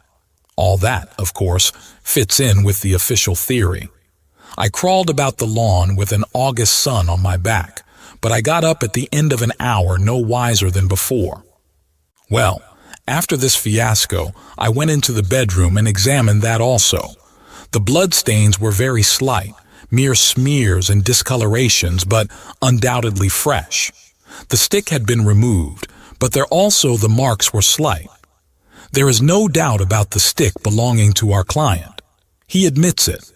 Footmarks of both men could be made out on the carpet, but none of any third person, which again is a trick for the other side. They were piling up their score all the time, and we were at a standstill. Only one little gleam of hope did I get, and yet it amounted to nothing. I examined the contents of the safe, most of which had been taken out and left on the table. The papers had been made up into sealed envelopes, one or two of which had been opened by the police. They were not, so far as I could judge, of any great value, nor did the bank book show that Mr. Oldacre was in such very affluent circumstances. But it seemed to me that all the papers were not there. There were allusions to some deeds, possibly the more valuable, which I could not find. This, of course, if we could definitely prove it, would turn Lestrade's argument against himself, for who would steal a thing if he knew that he would shortly inherit it? Finally, having drawn every other cover and picked up no scent, I tried my luck with the housekeeper. Mrs. Lexington is her name, a little, dark, silent person with suspicious and sidelong eyes. She could tell us something if she would, I am convinced of it. But she was as close as wax. Yes, she had let Mr. McFarlane in at 9:30. She wished her hand had withered before she had done so. She had gone to bed at 10:30. Her room was at the other end of the house, and she could hear nothing of what had passed. Mr. McFarlane had left his hat, and to the best of her belief, his stick, in the hall. She had been awakened by the alarm of fire. Her poor dear master had certainly been murdered. Had he any enemies? Well, every man had enemies, but Mr. Oldacre kept himself very much to himself, and only met people in the way of business. She had seen the buttons and was sure that they belonged to the clothes which he had worn last night. The woodpile was very dry, for it had not rained for a month. It burned like tinder, and by the time she reached the spot, nothing could be seen but flames. She and all the firemen smelled the burned flesh from inside it. She knew nothing of the papers, nor of Mr. Oldacre's private affairs.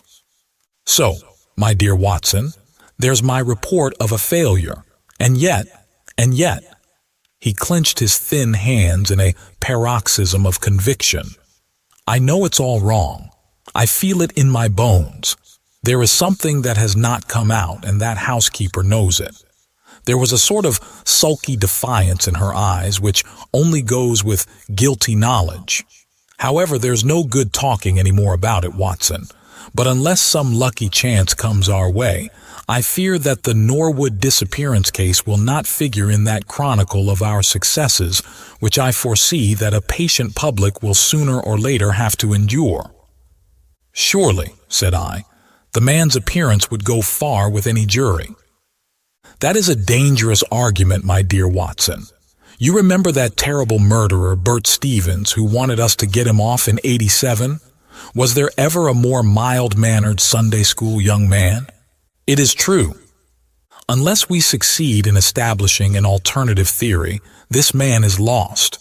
You can hardly find a flaw in the case which can now be presented against him, and all further investigation has served to strengthen it. By the way, there is one curious little point about those papers which may serve us as the starting point for an inquiry. On looking over the bank book, I found that the low state of the balance was principally due to large checks which have been made out during the last year to Mr. Cornelius. I confess that I should be interested to know who this Mr. Cornelius may be, with whom a retired builder has such very large transactions. Is it possible that he has had a hand in the affair? Cornelius might be a broker, but we have found no script to correspond with these large payments. Failing any other indication, my researches must now take the direction of an inquiry at the bank for the gentleman who has cashed these checks. But I fear, my dear fellow, that our case will end ingloriously by Lestrade hanging our client, which will certainly be a triumph for Scotland Yard. I do not know how far Sherlock Holmes took any sleep that night, but when I came down to breakfast I found him pale and harassed, his bright eyes the brighter for the dark shadows round them. The carpet round his chair was littered with cigarette ends and with the early editions of the morning papers. An open telegram lay upon the table. "What do you think of this, Watson?" he asked, tossing it across. It was from Norwood and ran as follows. Important fresh evidence to hand. McFarlane's guilt definitely established. Advise you to abandon case. Lestrade. "This sounds serious," said I. "It is Lestrade's little cockadoodle of victory," Holmes answered with a bitter smile. "And yet it may be premature to abandon the case. After all, important fresh evidence is a two-edged thing, and may possibly cut in a very different direction to that which Lestrade imagines. Take your breakfast, Watson, and we will go out together and see what we can do. I feel as if I shall need your company and your moral support today." My friend had no breakfast himself, for it was one of his peculiarities that in his more intense moments he would permit himself no food, and I have known him presume upon his iron strength until he has fainted from pure inanition. "At present I cannot spare energy and nerve force for digestion," he would say in answer to my medical remonstrances.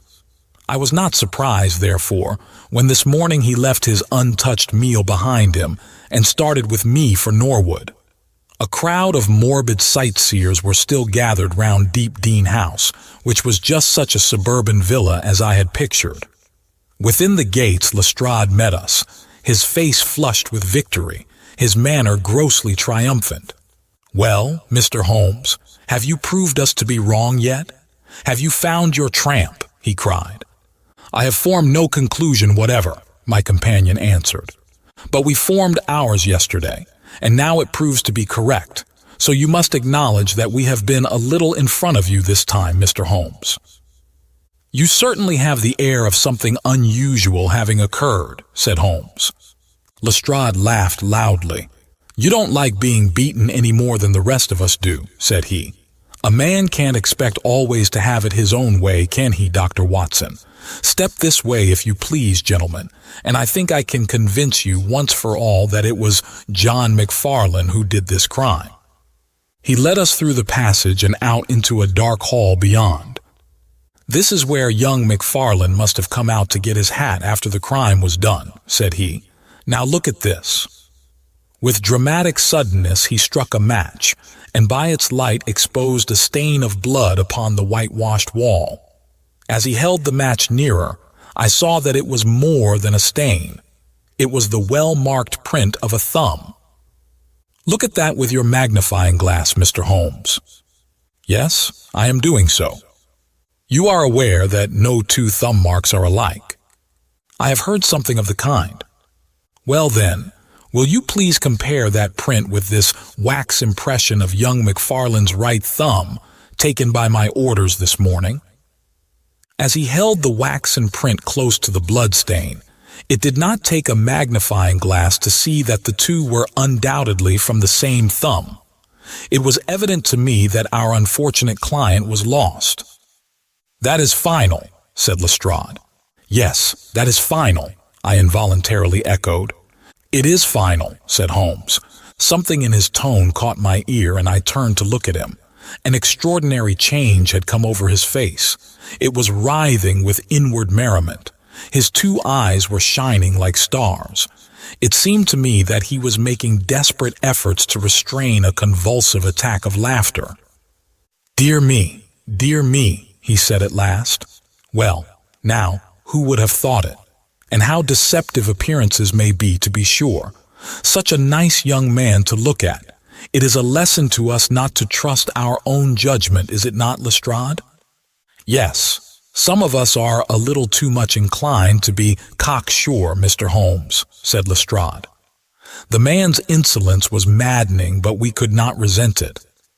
What a providential thing that this young man should press his right thumb against the wall in taking his hat from the peg.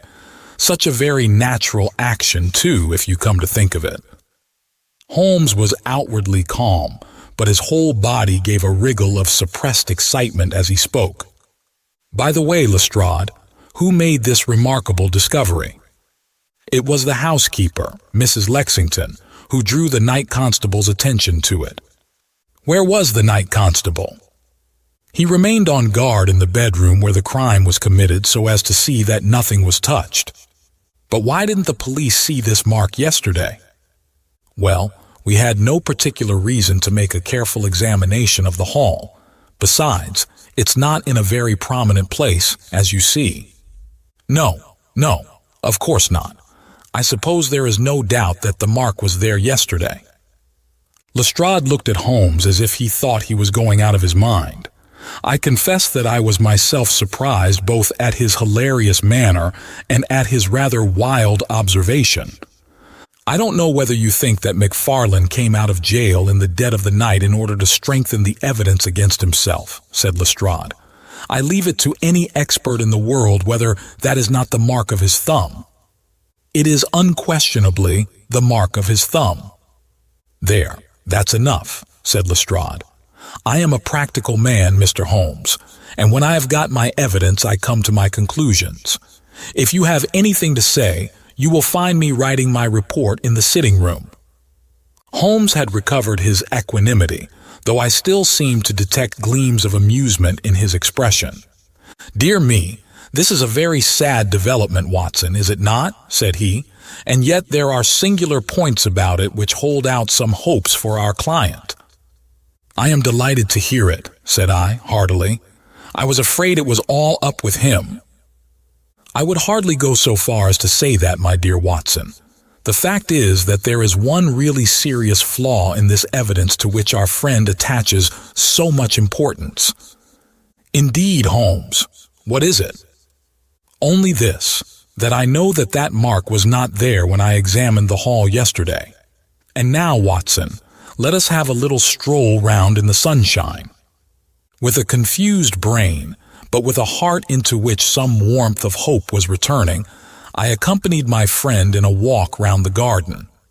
Holmes took each face of the house in turn and examined it with great interest. He then led the way inside and went over the whole building from basement to attic. Most of the rooms were unfurnished, but nonetheless Holmes inspected them all minutely. Finally, on the top corridor, which ran outside 3 untenanted bedrooms, he again was seized with a spasm of merriment. There are really some very unique features about this case, Watson, said he. I think it is time now that we took our friend Lestrade into our confidence. He has had his little smile at our expense, and perhaps we may do as much by him if my reading of this problem proves to be correct. Yes, I think I see how we should approach it. The Scotland Yard inspector was still writing in the parlor when Holmes interrupted him. I understood that you were writing a report of this case, said he. So I am. Don't you think it may be a little premature? I can't help thinking that your evidence is not complete. Lestrade knew my friend too well to disregard his words. He laid down his pen and looked curiously at him. What do you mean, Mr. Holmes? Only that there is an important witness whom you have not seen. Can you produce him? I think I can. Then do so. I will do my best. How many constables have you? There are 3 within call. Excellent, said Holmes. "May I ask if they are all large, able-bodied men with powerful voices?" "I have no doubt they are, though I fail to see what their voices have to do with it." "Perhaps I can help you to see that and one or two other things as well," said Holmes. "Kindly summon your men, and I will try." 5 minutes later, 3 policemen had assembled in the hall. "In the outhouse you will find a considerable quantity of straw," said Holmes. "I will ask you to carry in 2 bundles of it. I think it will be of the greatest assistance in producing the witness whom I require." "Thank you very much. I believe you have some matches in your pocket, Watson. Now, Mr. Lestrade, I will ask you all to accompany me to the top landing." As I have said, there was a broad corridor there, which ran outside 3 empty bedrooms. At one end of the corridor we were all marshaled by Sherlock Holmes, the constables grinning and Lestrade staring at my friend with amazement, expectation, and derision chasing each other across his features. Holmes stood before us with the air of a conjurer who is performing a trick. "Would you kindly send one of your constables for 2 buckets of water? Put the straw on the floor here, free from the wall on either side. Now I think that we are all ready." Lestrade's face had begun to grow red and angry. "I don't know whether you are playing a game with us, Mr. Sherlock Holmes," said he. "If you know anything, you can surely say it without all this tomfoolery." "I assure you, my good Lestrade, that I have an excellent reason for everything that I do. You may possibly remember that you chaffed me a little some hours ago when the sun seemed on your side of the hedge, so you must not grudge me a little pomp and ceremony now. Might I ask you, Watson, to open that window and then to put a match to the edge of the straw?" I did so, and driven by the draught, a coil of gray smoke swirled down the corridor while the dry straw crackled and flamed. "Now we must see if we can find this witness for you, Lestrade. Might I ask you all to join in the cry of fire? Now then, 1, 2, 3. "Fire!" we all yelled. "Thank you. I will trouble you once again. Fire! Just once more, gentlemen, and all together. Fire!" The shout must have rung over Norwood. It had hardly died away when an amazing thing happened. A door suddenly flew open out of what appeared to be solid wall at the end of the corridor, and a little, wizened man darted out of it, like a rabbit out of its burrow. "Capital," said Holmes calmly. "Watson, a bucket of water over the straw. That will do. Lestrade, allow me to present you with your principal missing witness, Mr. Jonas Oldacre." The detective stared at the newcomer with blank amazement. The latter was blinking in the bright light of the corridor and peering at us and at the smoldering fire. It was an odious face, crafty, vicious, malignant, with shifty, light gray eyes and white lashes. "What's this, then?" said Lestrade at last. "What have you been doing all this time, eh?" Oldacre gave an uneasy laugh, shrinking back from the furious red face of the angry detective. "I have done no harm." "No harm? You have done your best to get an innocent man hanged. If it wasn't for this gentleman here, I am not sure that you would not have succeeded."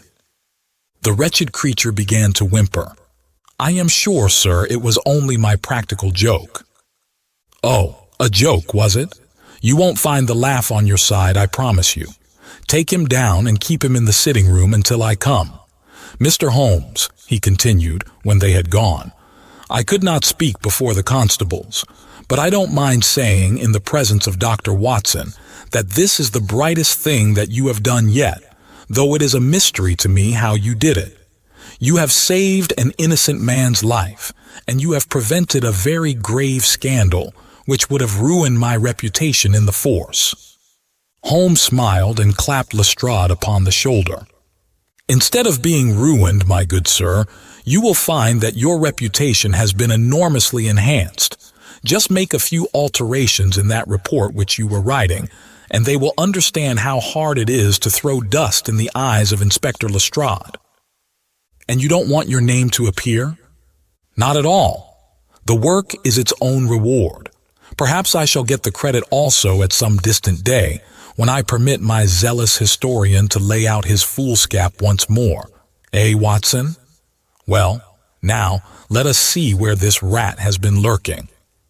A lath and plaster partition had been run across the passage 6 feet from the end, with a door cunningly concealed in it.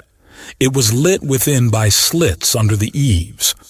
A few articles of furniture and a supply of food and water were within, together with a number of books and papers. "There's the advantage of being a builder," said Holmes as we came out. He was able to fix up his own little hiding place without any confederate, save, of course, that precious housekeeper of his, whom I should lose no time in adding to your bag, Lestrade. "I'll take your advice. But how did you know of this place, Mr. Holmes?" I made up my mind that the fellow was in hiding in the house. When I paced one corridor and found it 6 feet shorter than the corresponding one below, it was pretty clear where he was. I thought he had not the nerve to lie quiet before an alarm of fire. We could, of course, have gone in and taken him, but it amused me to make him reveal himself. Besides, I owed you a little mystification, Lestrade, for your chaff in the morning. "Well, sir, you certainly got equal with me on that. But how in the world did you know that he was in the house at all?" "The thumb mark, Lestrade. You said it was final, and so it was in a very different sense. I knew it had not been there the day before.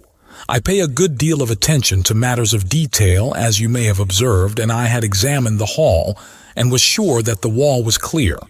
Therefore, it had been put on during the night." "But how?" "Very simply. When those packets were sealed up, Jonas Oldacre got McFarlane to secure one of the seals by putting his thumb upon the soft wax. It would be done so quickly and so naturally that I dare say the young man himself has no recollection of it. Very likely it just so happened, and Oldacre had himself no notion of the use he would put it to. Brooding over the case in that den of his, it suddenly struck him what absolutely damning evidence he could make against McFarlane by using that thumb mark. It was the simplest thing in the world for him to take a wax impression from the seal, to moisten it in as much blood as he could get from a pin prick, and to put the mark upon the wall during the night, either with his own hand or with that of his housekeeper.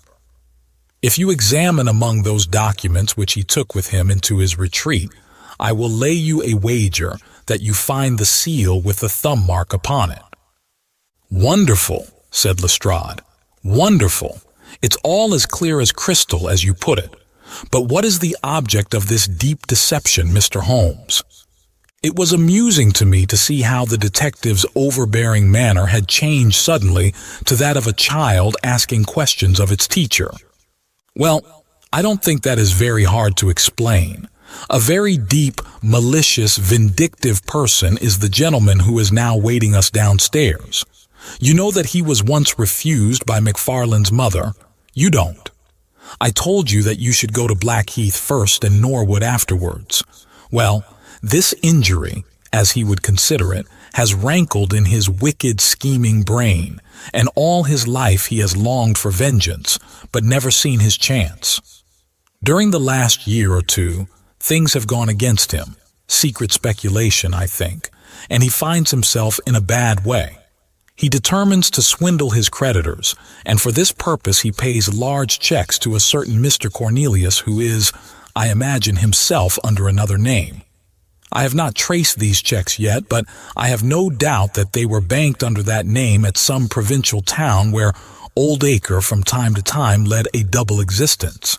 He intended to change his name altogether, draw this money, and vanish, starting life again elsewhere. Well, that's likely enough. It would strike him that in disappearing he might throw all pursuit off his track, and at the same time have an ample and crushing revenge upon his old sweetheart, if he could give the impression that he had been murdered by her only child. It was a masterpiece of villainy, and he carried it out like a master. The idea of the will, which would give an obvious motive for the crime, the secret visit unknown to his own parents, the retention of the stick, the blood, and the animal remains in buttons in the woodpile, all were admirable. It was a net from which it seemed to me, a few hours ago, that there was no possible escape. But he had not that supreme gift of the artist, the knowledge of when to stop. He wished to improve that which was already perfect, to draw the rope tighter yet round the neck of his unfortunate victim, and so he ruined all. Let us descend, Lestrade. There are just one or two questions that I would ask him. The malignant creature was seated in his own parlor, with a policeman upon each side of him. It was a joke, my good sir, a practical joke, nothing more, he whined incessantly. I assure you, sir, that I simply concealed myself in order to see the effect of my disappearance, and I am sure that you would not be so unjust as to imagine that I would have allowed any harm to befall poor young Mr. McFarlane. That's for a jury to decide, said Lestrade. Anyhow, we shall have you on a charge of conspiracy, if not for attempted murder. And you'll probably find that your creditors will impound the banking account of Mr. Cornelius, said Holmes. The little man started and turned his malignant eyes upon my friend. I have to thank you for a good deal, said he. Perhaps I'll pay my debt some day. Holmes smiled indulgently. I fancy that for some few years you will find your time very fully occupied, said he. By the way, what was it you put into the woodpile besides your old trousers? A dead dog, or rabbits, or what? You won't tell? Dear me, how very unkind of you. Well, I dare say that a couple of rabbits would account both for the blood and for the charred ashes. If ever you write an account, Watson, you can make rabbits serve your turn. Chapter 3. The Adventure of the Dancing Men. Holmes had been seated for some hours in silence with his long, thin back curved over a chemical vessel in which he was brewing a particularly malodorous product. His head was sunk upon his breast, and he looked from my point of view like a strange, lank bird with dull gray plumage and a black topknot. So, Watson, said he suddenly, you do not propose to invest in South African securities. I gave a start of astonishment. Accustomed as I was to Holmes's curious faculties, this sudden intrusion into my most intimate thoughts was utterly inexplicable. How on earth do you know that? I asked. He wheeled round upon his stool with a steaming test tube in his hand and a gleam of amusement in his deep-set eyes. Now, Watson, confess yourself utterly taken aback, said he. I am. I ought to make you sign a paper to that effect. Why? Because in 5 minutes you will say that it is all so absurdly simple.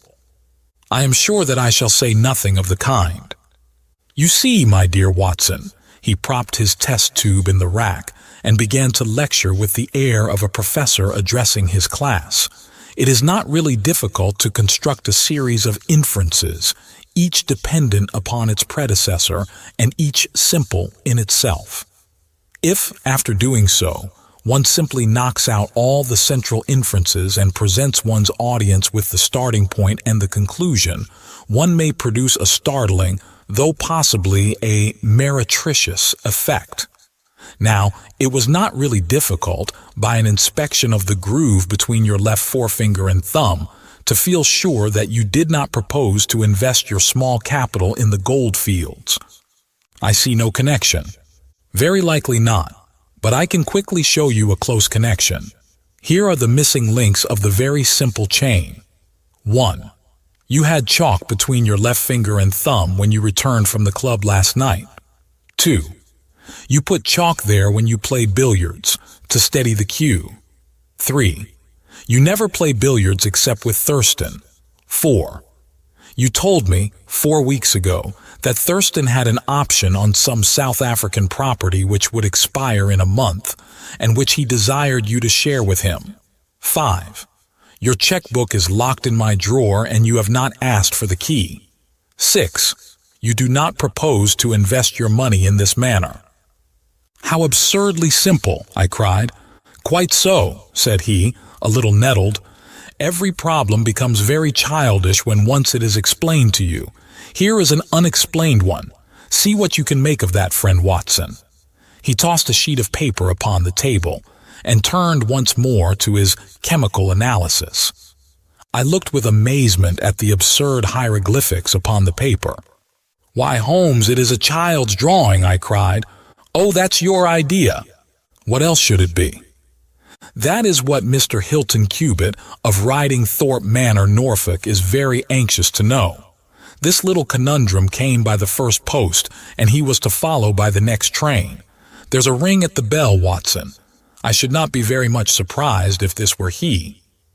A heavy step was heard upon the stairs, and an instant later there entered a tall, ruddy, clean-shaven gentleman, whose clear eyes and florid cheeks told of a life led far from the fogs of Baker Street.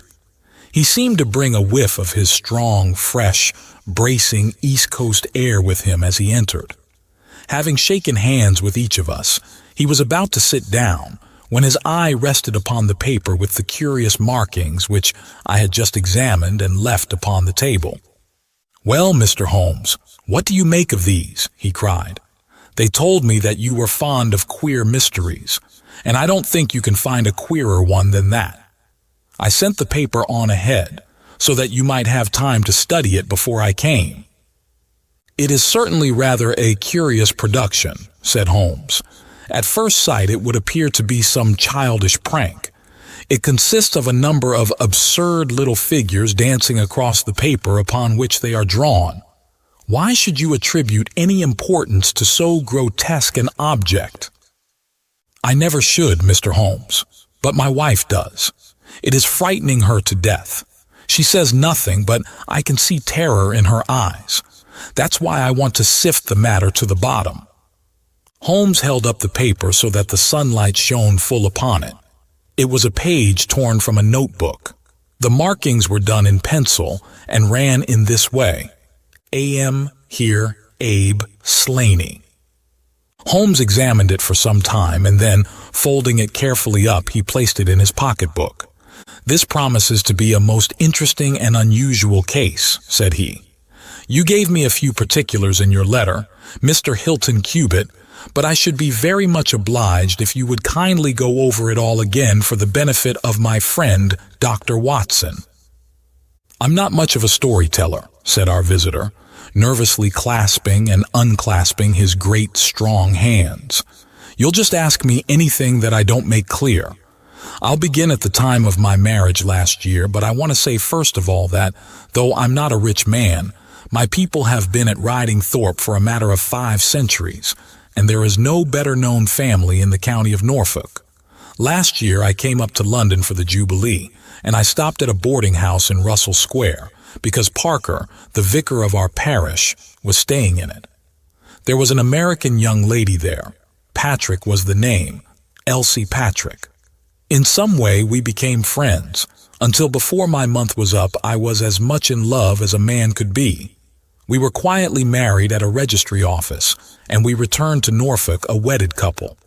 You'll think it very mad, Mr. Holmes, that a man of a good old family should marry a wife in this fashion, knowing nothing of her past or of her people, but if you saw her and knew her, it would help you to understand.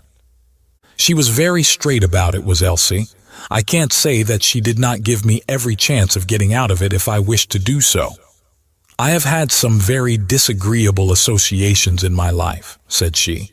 "I wish to forget all about them. I would rather never allude to the past, for it is very painful to me. If you take me, Hilton, you will take a woman who has nothing that she need be personally ashamed of, but you will have to be content with my word for it, and to allow me to be silent as to all that passed up to the time when I became yours. If these conditions are too hard, then go back to Norfolk, and leave me to the lonely life in which you found me." It was only the day before our wedding that she said those very words to me. I told her that I was content to take her on her own terms, and I have been as good as my word. Well, we have been married now for a year, and very happy we have been.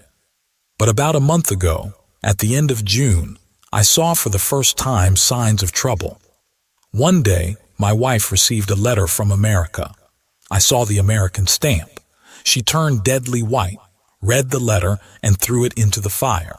She made no allusion to it afterwards, and I made none, for a promise is a promise, but she has never known an easy hour from that moment. There is always a look of fear upon her face, a look as if she were waiting and expecting. She would do better to trust me. She would find that I was her best friend. But until she speaks, I can say nothing. Mind you, she is a truthful woman, Mr. Holmes, and whatever trouble there may have been in her past life, it has been no fault of hers. I am only a simple Norfolk squire, but there is not a man in England who ranks his family honor more highly than I do. She knows it well, and she knew it well before she married me. She would never bring any stain upon it, of that I am sure. Well, now I come to the queer part of my story. About a week ago, it was the Tuesday of last week, I found on one of the window sills a number of absurd little dancing figures like these upon the paper. They were scrawled with chalk. I thought that it was the stable boy who had drawn them, but the lad swore he knew nothing about it. Anyhow, they had come there during the night. I had them washed out, and I only mentioned the matter to my wife afterwards. To my surprise, she took it very seriously and begged me if any more came to let her see them. None did come for a week, and then yesterday morning I found this paper lying on the sundial in the garden. I showed it to Elsie, and down she dropped in a dead faint. Since then she has looked like a woman in a dream, half dazed, and with terror always lurking in her eyes. It was then that I wrote and sent the paper to you, Mr. Holmes. It was not a thing that I could take to the police, for they would have laughed at me, but you will tell me what to do. I am not a rich man, but if there is any danger threatening my little woman, I would spend my last copper to shield her. He was a fine creature, this man of the old English soil, simple, straight, and gentle, with his great, earnest blue eyes and broad, comely face. His love for his wife and his trust in her shone in his features. Holmes had listened to his story with the utmost attention, and now he sat for some time in silent thought. "Don't you think, Mr. Cubitt," said he at last, "that your best plan would be to make a direct appeal to your wife and to ask her to share her secret with you?" Hilton Cubitt shook his massive head. "A promise is a promise, Mr. Holmes. If Elsie wished to tell me, she would. If not, it is not for me to force her confidence, but I am justified in taking my own line, and I will. Then I will help you with all my heart. In the first place, have you heard of any strangers being seen in your neighborhood?" "No." "I presume that it is a very quiet place. Any fresh face would cause comment." "In the immediate neighborhood, yes, but we have several small watering places not very far away, and the farmers take in lodgers." These hieroglyphics have evidently a meaning. If it is a purely arbitrary one, it may be impossible for us to solve it. If, on the other hand, it is systematic, I have no doubt that we shall get to the bottom of it. But this particular sample is so short that I can do nothing, and the facts which you have brought me are so indefinite that we have no basis for an investigation. I would suggest that you return to Norfolk, that you keep a keen lookout, and that you take an exact copy of any fresh dancing men which may appear. It is 1,000 pities that we have not a reproduction of those which were done in chalk upon the window-sill. Make a discreet inquiry also as to any strangers in the neighborhood. When you have collected some fresh evidence, come to me again. That is the best advice which I can give you, Mr. Hilton Cubitt. If there are any pressing fresh developments, I shall be always ready to run down and see you in your Norfolk home." The interview left Sherlock Holmes very thoughtful, and several times in the next few days I saw him take his slip of paper from his notebook and look long and earnestly at the curious figures inscribed upon it. He made no allusion to the affair, however, until one afternoon a fortnight or so later. I was going out when he called me back. "You had better stay here, Watson." "Why?" Because I had a wire from Hilton Cubitt this morning. You remember Hilton Cubitt of the Dancing Men? He was to reach Liverpool Street at 1:20. He may be here at any moment. I gather from his wire that there have been some new incidents of importance. We had not long to wait, for our Norfolk squire came straight from the station as fast as a hansom could bring him. He was looking worried and depressed, with tired eyes and a lined forehead. "It's getting on my nerves, this business, Mr. Holmes," said he as he sank, like a wearied man, into an armchair.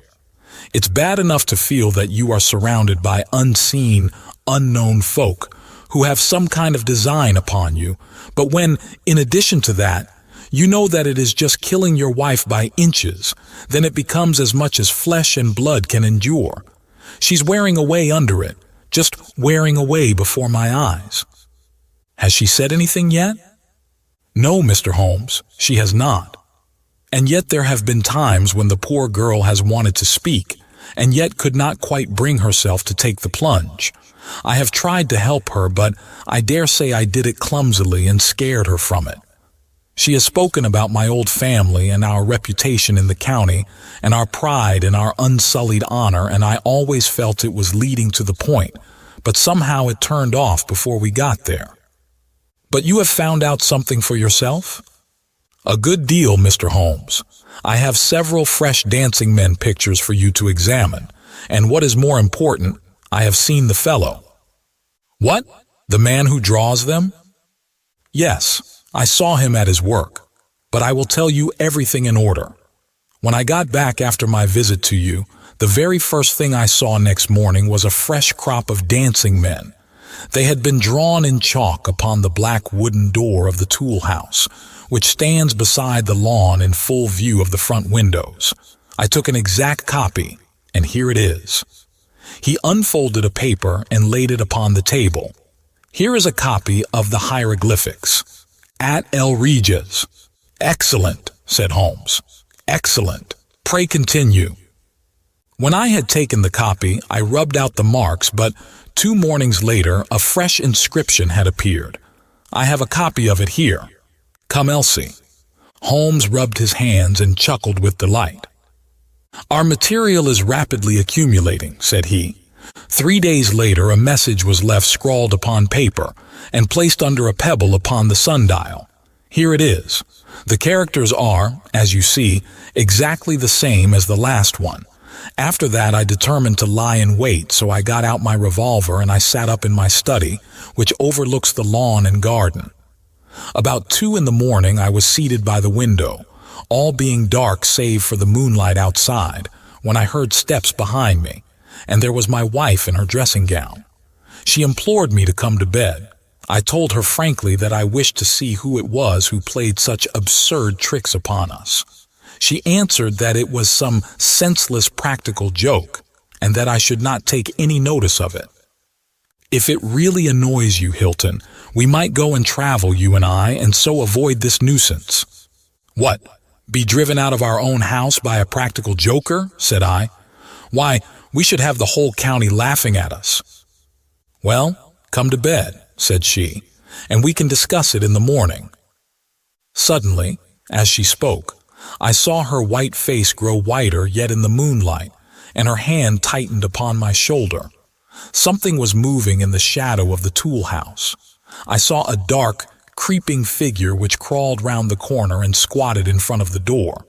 Seizing my pistol, I was rushing out when my wife threw her arms round me and held me with convulsive strength. I tried to throw her off, but she clung to me most desperately. At last I got clear, but by the time I had opened the door and reached the house, the creature was gone. He had left a trace of his presence, however, for there on the door was the very same arrangement of dancing men which had already twice appeared, and which I have copied on that paper. There was no other sign of the fellow anywhere, though I ran all over the grounds. And yet the amazing thing is that he must have been there all the time, for when I examined the door again in the morning, he had scrawled some more of his pictures under the line which I had already seen. "Have you that fresh drawing?" "Yes, it is very short, but I made a copy of it, and here it is." Again, he produced a paper. The new dance was in this form: never. "Tell me," said Holmes, and I could see by his eyes that he was much excited, "was this a mere addition to the first, or did it appear to be entirely separate?" "It was on a different panel of the door." "Excellent. This is far the most important of all for our purpose. It fills me with hopes. Now, Mr. Hilton Cubitt, please continue your most interesting statement." "I have nothing more to say, Mr. Holmes, except that I was angry with my wife that night for having held me back when I might have caught the skulking rascal. She said that she feared that I might come to harm. For an instant it had crossed my mind that perhaps what she really feared was that he might come to harm, for I could not doubt that she knew who this man was and what he meant by these strange signals. But there is a tone in my wife's voice, Mr. Holmes, and a look in her eyes which forbid doubt, and I am sure that it was indeed my own safety that was in her mind. There's the whole case, and now I want your advice as to what I ought to do. My own inclination is to put 6 of my farm lads in the shrubbery, and when this fellow comes again to give him such a hiding that he will leave us in peace for the future." "I fear it is too deep a case for such simple remedies," said Holmes. "How long can you stay in London?" "I must go back today. I would not leave my wife alone all night for anything. She is very nervous and begged me to come back." "I dare say you are right. But if you could have stopped, I might possibly have been able to return with you in a day or two. Meanwhile, you will leave me these papers, and I think that it is very likely that I shall be able to pay you a visit shortly, and to throw some light upon your case." Sherlock Holmes preserved his calm professional manner until our visitor had left us, although it was easy for me, who knew him so well, to see that he was profoundly excited. The moment that Hilton Cubitt's broad back had disappeared through the door, my comrade rushed to the table, laid out all the slips of paper containing dancing men in front of him, and threw himself into an intricate and elaborate calculation. For 2 hours I watched him as he covered sheet after sheet of paper with figures and letters, so completely absorbed in his task that he had evidently forgotten my presence. Sometimes he was making progress and whistled and sang at his work. Sometimes he was puzzled and would sit for long spells with a furrowed brow and a vacant eye. Finally, he sprang from his chair with a cry of satisfaction and walked up and down the room rubbing his hands together. Then he wrote a long telegram upon a cable form. "If my answer to this is as I hope, you will have a very pretty case to add to your collection, Watson," said he. "I expect that we shall be able to go down to Norfolk tomorrow and to take our friend some very definite news as to the secret of his annoyance." I confess that I was filled with curiosity, but I was aware that Holmes liked to make his disclosures at his own time and in his own way, so I waited until it should suit him to take me into his confidence. But there was a delay in that answering telegram, and 2 days of impatience followed, during which Holmes pricked up his ears at every ring of the bell. On the evening of the 2nd there came a letter from Hilton Cubitt. All was quiet with him, save that a long inscription had appeared that morning upon the pedestal of the sundial. He enclosed a copy of it, which is here reproduced: "Elsie, prepare to meet thy God." Holmes bent over this grotesque frieze for some minutes, and then suddenly sprang to his feet with an exclamation of surprise and dismay. His face was haggard with anxiety. "We have let this affair go far enough," said he. "Is there a train to North Walsham tonight?" I turned up the timetable. The last had just gone. "Then we shall breakfast early and take the very first in the morning," said Holmes. "Our presence is most urgently needed. Ah, here is our expected cablegram. One moment, Mrs. Hudson, there may be an answer. No, that is quite as I expected.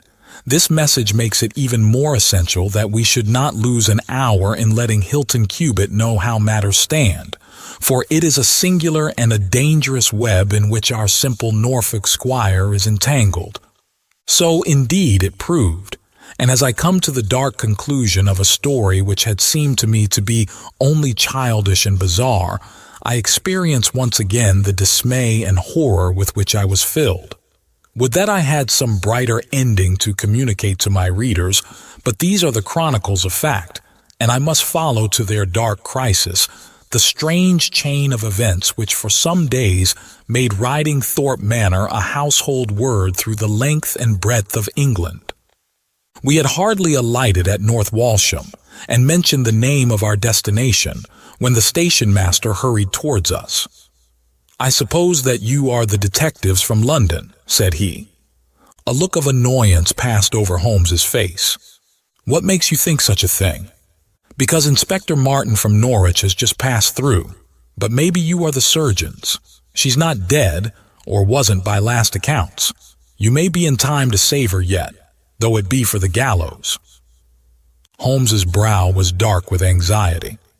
"We are going to Riding Thorpe Manor," said he, "but we have heard nothing of what has passed there." "It's a terrible business," said the station master. "They are shot, both Mr. Hilton Cubitt and his wife.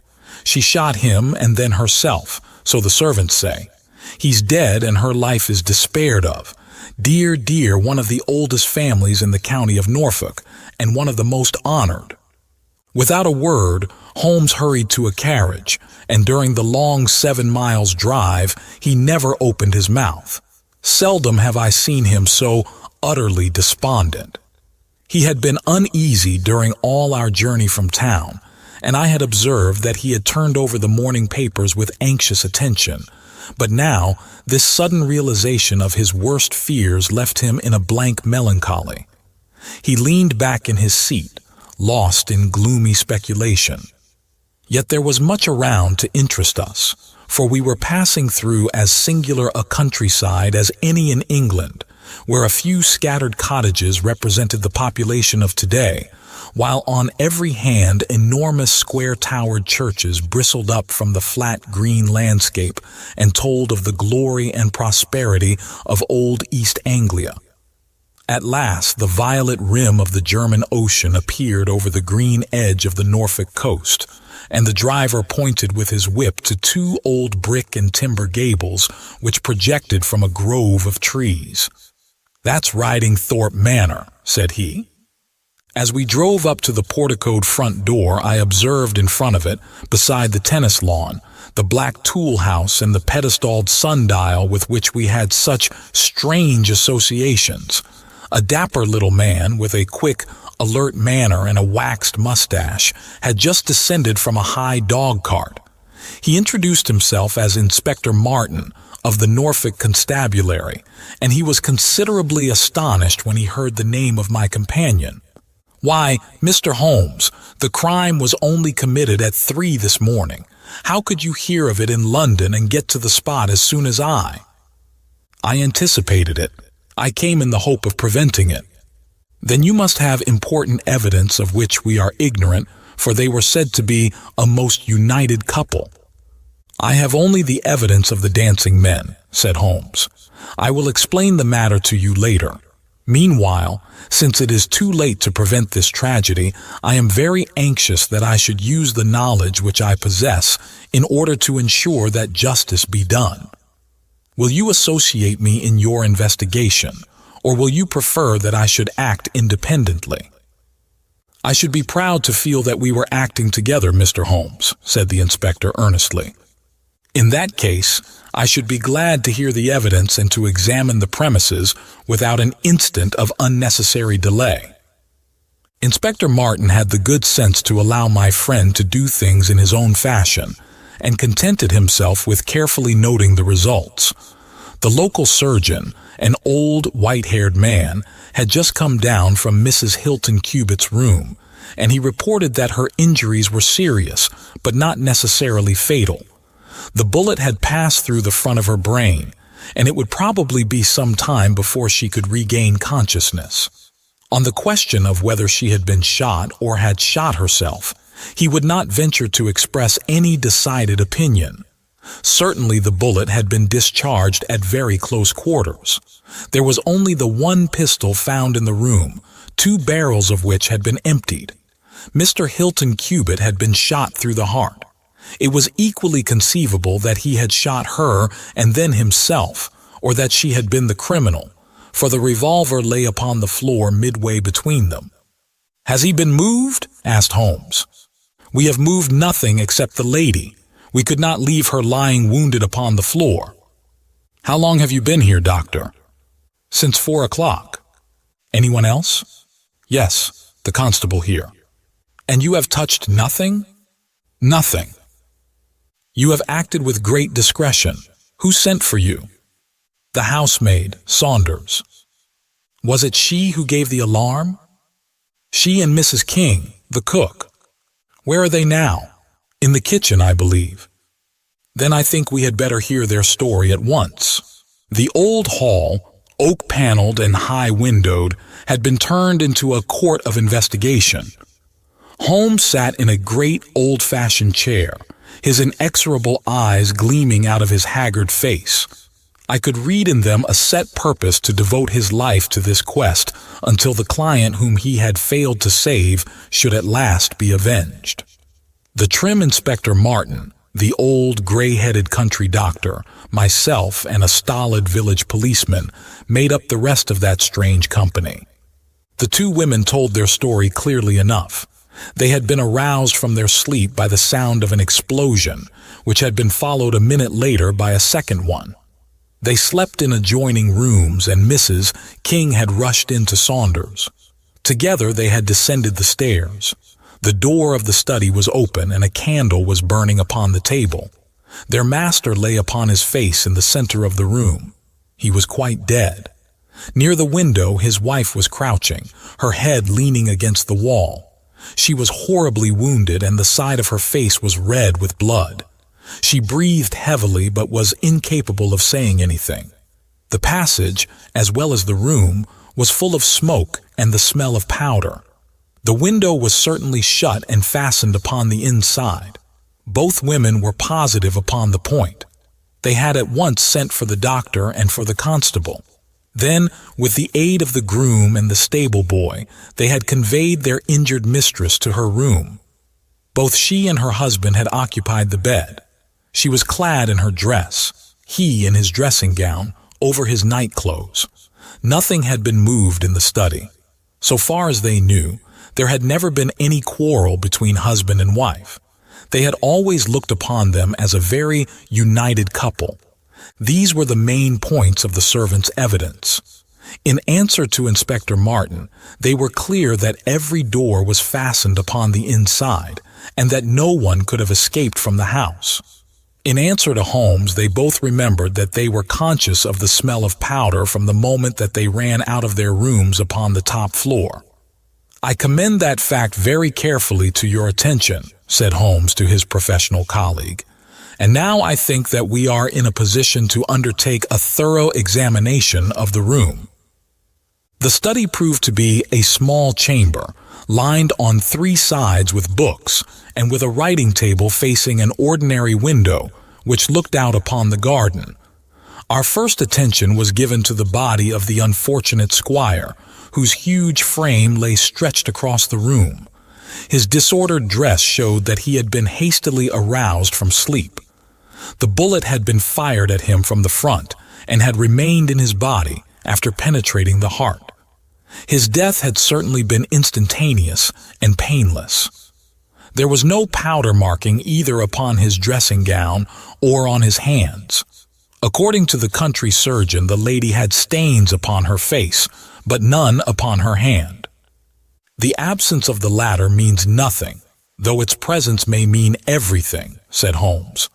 "Unless the powder from a badly fitting cartridge happens to spurt backward, one may fire many shots without leaving a sign.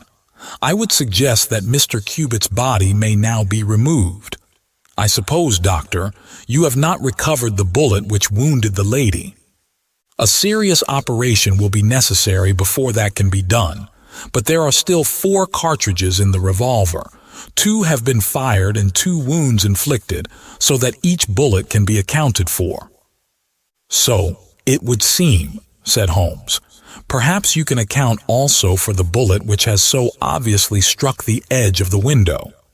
He had turned suddenly, and his long, thin finger was pointing to a hole which had been drilled right through the lower window sash, about an inch above the bottom.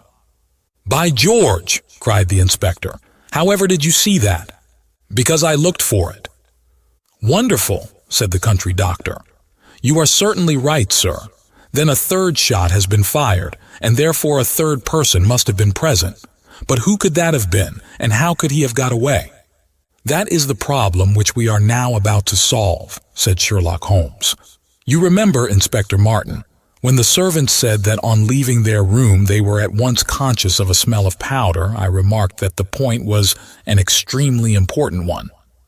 "Yes, sir, but I confess I did not quite follow you." "It suggested that at the time of the firing, the window as well as the door of the room had been open. Otherwise, the fumes of powder could not have been blown so rapidly through the house. A draft in the room was necessary for that. Both door and window were only open for a very short time, however." "How do you prove that?" "Because the candle was not guttered." "Capital!" cried the inspector. "Capital!" Feeling sure that the window had been open at the time of the tragedy, I conceived that there might have been a third person in the affair who stood outside this opening and fired through it. Any shot directed at this person might hit the sash. I looked, and there, sure enough, was the bullet mark. But how came the window to be shut and fastened? The woman's first instinct would be to shut and fasten the window. But hello, what is this? It was a lady's handbag which stood upon the study table, a trim little handbag of crocodile skin and silver. Holmes opened it and turned the contents out. There were 20 50-pound notes of the Bank of England, held together by an India rubber band, nothing else. "This must be preserved, for it will figure in the trial," said Holmes as he handed the bag with its contents to the inspector. "It is now necessary that we should try to throw some light upon this third bullet, which has clearly, from the splintering of the wood, been fired from inside the room.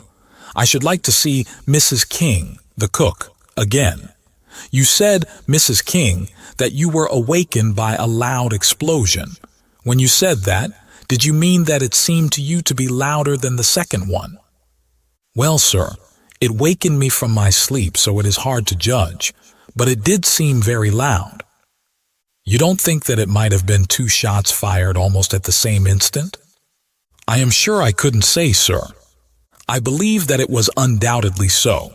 I rather think, Inspector Martin, that we have now exhausted all that this room can teach us. If you will kindly step round with me, we shall see what fresh evidence the garden has to offer." A flower bed extended up to the study window, and we all broke into an exclamation as we approached it. The flowers were trampled down, and the soft soil was imprinted all over with footmarks. Large, masculine feet they were, with peculiarly long, sharp toes. Holmes hunted about among the grass and leaves like a retriever after a wounded bird.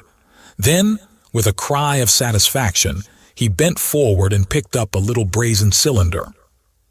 "I thought so," said he. "The revolver had an ejector, and here is the third cartridge. I really think, Inspector Martin, that our case is almost complete." The country inspector's face had shown his intense amazement at the rapid and masterful progress of Holmes's investigation. At first he had shown some disposition to assert his own position, but now he was overcome with admiration and ready to follow without question wherever Holmes led. "Whom do you suspect?" he asked. "I'll go into that later. There are several points in this problem which I have not been able to explain to you yet. Now that I have got so far, I had best proceed on my own lines and then clear the whole matter up once and for all." "Just as you wish, Mr. Holmes, so long as we get our man." "I have no desire to make mysteries, but it is impossible at the moment of action to enter into long and complex explanations. I have the threads of this affair all in my hand. Even if this lady should never recover consciousness, we can still reconstruct the events of last night and ensure that justice be done. First of all, I wish to know whether there is any inn in this neighborhood known as El Regis." The servants were cross-questioned, but none of them had heard of such a place. The stable boy threw a light upon the matter by remembering that a farmer of that name lived some miles off, in the direction of East Ruston. "Is it a lonely farm?" "Very lonely, sir." "Perhaps they have not heard yet of all that happened here during the night." "Maybe not, sir." Holmes thought for a little, and then a curious smile played over his face. "Saddle a horse, my lad," said he. "I shall wish you to take a note to Elridge's farm." He took from his pocket the various slips of the dancing men. With these in front of him, he worked for some time at the study table. Finally, he handed a note to the boy, with directions to put it into the hands of the person to whom it was addressed, and especially to answer no questions of any sort which might be put to him.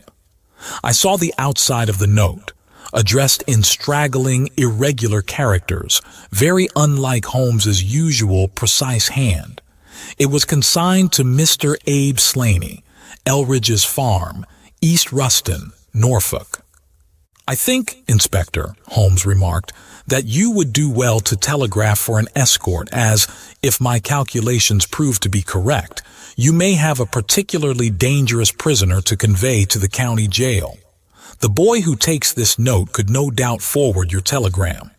If there is an afternoon train to town, Watson, I think we should do well to take it, as I have a chemical analysis of some interest to finish, and this investigation draws rapidly to a close." When the youth had been dispatched with the note, Sherlock Holmes gave his instructions to the servants. If any visitor were to call asking for Mrs. Hilton Cubitt, no information should be given as to her condition, but he was to be shown at once into the drawing-room. He impressed these points upon them with the utmost earnestness. Finally, he led the way into the drawing-room, with the remark that the business was now out of our hands, and that we must while away the time as best we might until we could see what was in store for us. The doctor had departed to his patients, and only the inspector and myself remained. "I think that I can help you to pass an hour in an interesting and profitable manner," said Holmes, drawing his chair up to the table and spreading out in front of him the various papers upon which were recorded the antics of the dancing men. "As to you, friend Watson, I owe you every atonement for having allowed your natural curiosity to remain so long unsatisfied. To you, Inspector, the whole incident may appeal as a remarkable professional study. I must tell you, first of all, the interesting circumstances connected with the previous consultations which Mr. Hilton Cubitt has had with me in Baker Street." He then shortly recapitulated the facts which have already been recorded. I have here in front of me these singular productions, at which one might smile, had they not proved themselves to be the forerunners of so terrible a tragedy. I am fairly familiar with all forms of secret writings, and am myself the author of a trifling monograph upon the subject, in which I analyze 160 separate ciphers, but I confess that this is entirely new to me. The object of those who invented the system has apparently been to conceal that these characters convey a message, and to give the idea that they are the mere random sketches of children. Having once recognized, however, that the symbols stood for letters, and having applied the rules which guide us in all forms of secret writings, the solution was easy enough. The first message submitted to me was so short that it was impossible for me to do more than to say with some confidence that the symbol Evneniek stood for E. As you are aware, E is the most common letter in the English alphabet, and it predominates to so marked an extent that even in a short sentence, one would expect to find it most often. Out of 15 symbols in the first message, 4 were the same, so it was reasonable to set this down as E. It is true that in some cases the figure was bearing a flag and in some cases not, but it was probable from the way in which the flags were distributed that they were used to break the sentence up into words. I accepted this as a hypothesis and noted that E was represented by E. But now came the real difficulty of the inquiry. The order of the English letters after E is by no means well marked, and any preponderance which may be shown in an average of a printed sheet may be reversed in a single short sentence. Speaking roughly, T, A, O, I, N, S, H, R, D, and L are the numerical order in which letters occur, but T, A, O, and I are very nearly abreast of each other, and it would be an endless task to try each combination until a meaning was arrived at. I therefore waited for fresh material. In my second interview with Mr. Hilton Cubitt, he was able to give me 2 other short sentences and 1 message, which appeared, since there was no flag, to be a single word. Here are the symbols. Now, in the single word, I have already got the 2 E's coming second and fourth in a word of 5 letters. It might be sever, or lever, or never.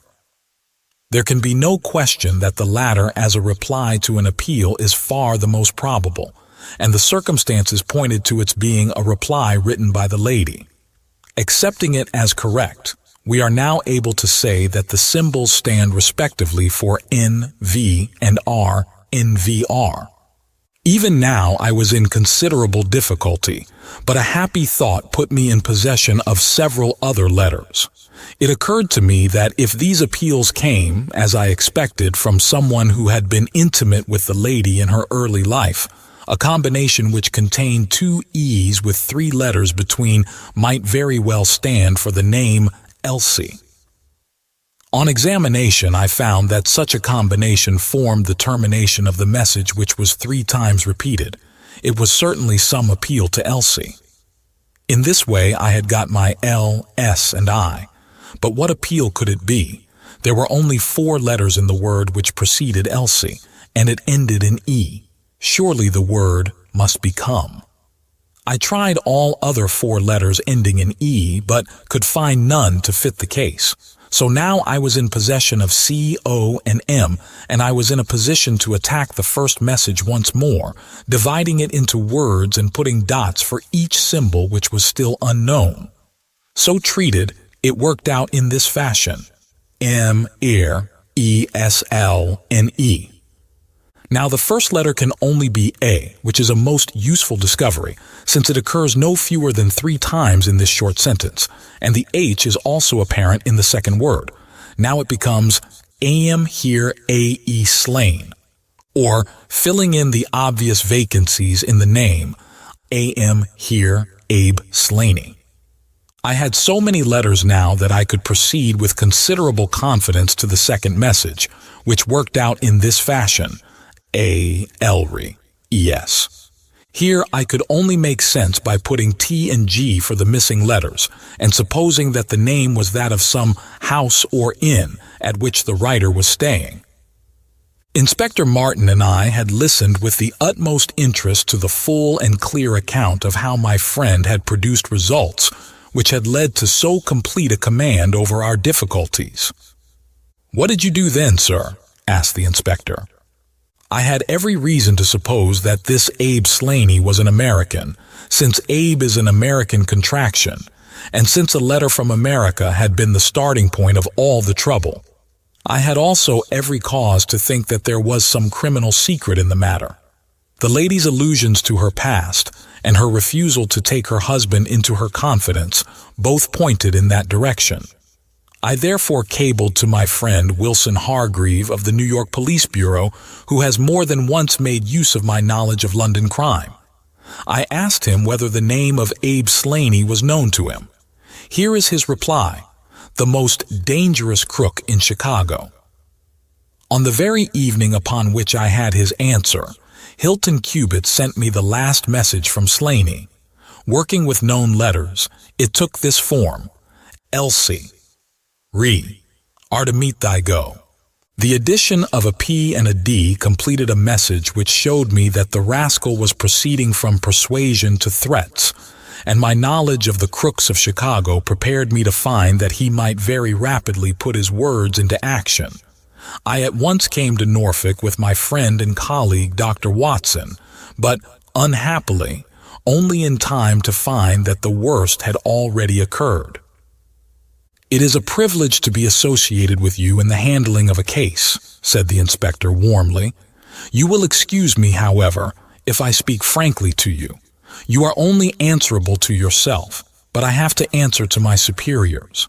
If this Abe Slaney, living at Elridge's, is indeed the murderer, and if he has made his escape while I am seated here, I should certainly get into serious trouble. You need not be uneasy. He will not try to escape." "How do you know?" "To fly would be a confession of guilt." "Then let us go arrest him." "I expect him here every instant." "But why should he come?" "Because I have written and asked him." "But this is incredible, Mr. Holmes. Why should he come because you have asked him? Would not such a request rather rouse his suspicions and cause him to fly?" "I think I have known how to frame the letter," said Sherlock Holmes. "In fact, if I am not very much mistaken, here is the gentleman himself coming up the drive." A man was striding up the path which led to the door. He was a tall, handsome, swarthy fellow, clad in a suit of gray flannel with a Panama hat, a bristling black beard, and a great aggressive hooked nose, and flourishing a cane as he walked. He swaggered up a path as if the place belonged to him, and we heard his loud, confident peal at the bell. "I think, gentlemen," said Holmes quietly, "that we had best take up our position behind the door. Every precaution is necessary when dealing with such a fellow. You will need your handcuffs, Inspector. You can leave the talking to me." We waited in silence for a minute, one of those minutes which one can never forget. Then the door opened and the man stepped in. In an instant Holmes clapped a pistol to his head, and Martin slipped the handcuffs over his wrists. It was all done so swiftly and deftly that the fellow was helpless before he knew that he was attacked. He glared from one to the other of us with a pair of blazing black eyes. Then he burst into a bitter laugh. "Well, gentlemen, you have the drop on me this time. I seem to have knocked up against something hard, but I came here in answer to a letter from Mrs. Hilton Cubitt. Don't tell me that she is in this. Don't tell me that she helped to set a trap for me. Mrs. Hilton Cubitt was seriously injured and is at death's door." The man gave a hoarse cry of grief, which rang through the house. "You're crazy!" he cried fiercely. "It was he that was hurt, not she. Who would have hurt little Elsie? I may have threatened her, God forgive me, but I would not have touched a hair of her pretty head. Take it back, you. Say that she is not hurt. She was found badly wounded by the side of her dead husband." He sank with a deep groan on the settee and buried his face in his manacled hands. For 5 minutes he was silent. Then he raised his face once more and spoke with the cold composure of despair. "I have nothing to hide from you, gentlemen," said he. "If I shot the man, he had his shot at me, and there's no murder in that. But if you think I could have hurt that woman, then you don't know either me or her. I tell you, there was never a man in this world loved a woman more than I loved her. I had a right to her. She was pledged to me years ago. Who was this Englishman that he should come between us? I tell you that I had the first right to her, and that I was only claiming my own." "She broke away from your influence when she found the man that you are," said Holmes sternly. "She fled from America to avoid you, and she married an honorable gentleman in England. You dogged her and followed her and made her life a misery to her in order to induce her to abandon the husband whom she loved and respected in order to fly with you, whom she feared and hated. You have ended by bringing about the death of a noble man and driving his wife to suicide. That is your record in this business, Mr. Abe Slaney, and you will answer for it to the law." "If Elsie dies, I care nothing what becomes of me," said the American. He opened one of his hands and looked at a note crumpled up in his palm. "See here, mister," he cried, with a gleam of suspicion in his eyes. "You're not trying to scare me over this, are you? If the lady is hurt as bad as you say, who was it that wrote this note?" He tossed it forward onto the table. "I wrote it, to bring you here." "You wrote it? There was no one on earth outside the joint who knew the secret of the dancing men. How came you to write it?" "What one man can invent, another can discover," said Holmes. "There is a cab coming to convey you to Norwich, Mr. Slaney. But meanwhile, you have time to make some small reparation for the injury you have wrought. Are you aware that Mrs. Hilton Cubitt has herself lain under grave suspicion of the murder of her husband, and that it was only my presence here, and the knowledge which I happen to possess, which has saved her from the accusation? The least that you owe her is to make it clear to the whole world that she was in no way, directly or indirectly, responsible for his tragic end." "I ask nothing better," said the American.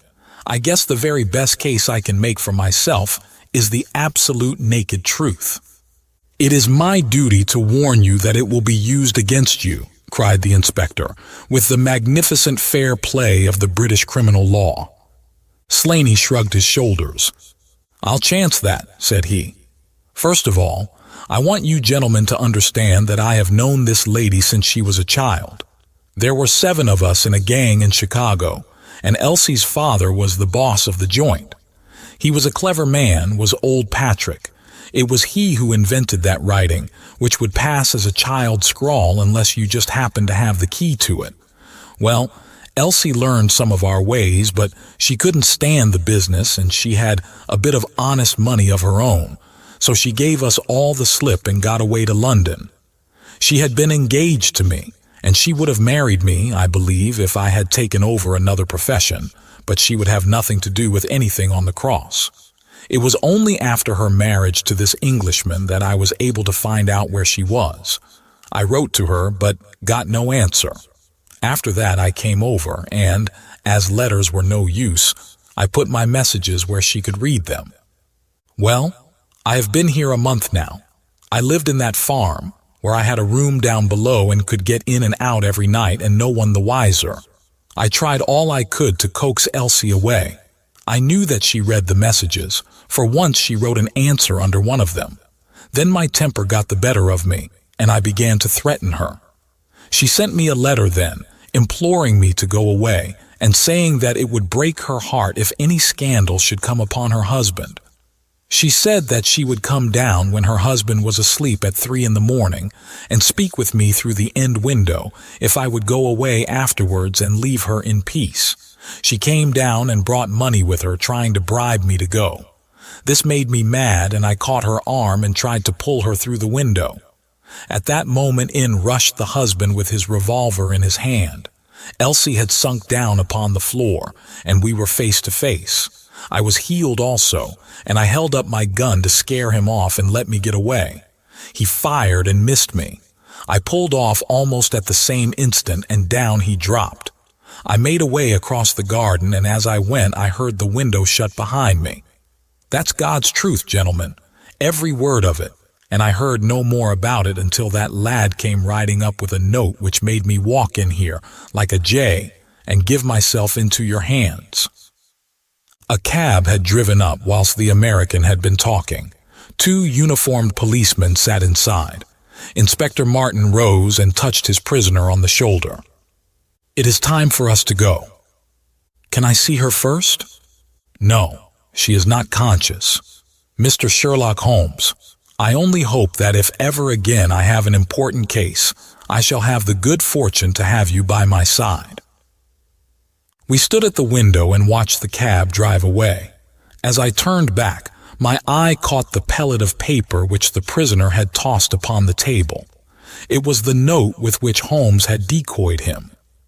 "See if you can read it, Watson," said he with a smile. It contained no word but this little line of dancing men: "Come here at once." "If you use the code which I have explained," said Holmes, "you will find that it simply means come here at once." I was convinced that it was an invitation which he would not refuse, since he could never imagine that it could come from anyone but the lady. And so, my dear Watson, we have ended by turning the dancing men to good when they have so often been the agents of evil, and I think that I have fulfilled my promise of giving you something unusual for your notebook. 3:40 is our train, and I fancy we should be back in Baker Street for dinner. Only one word of epilogue.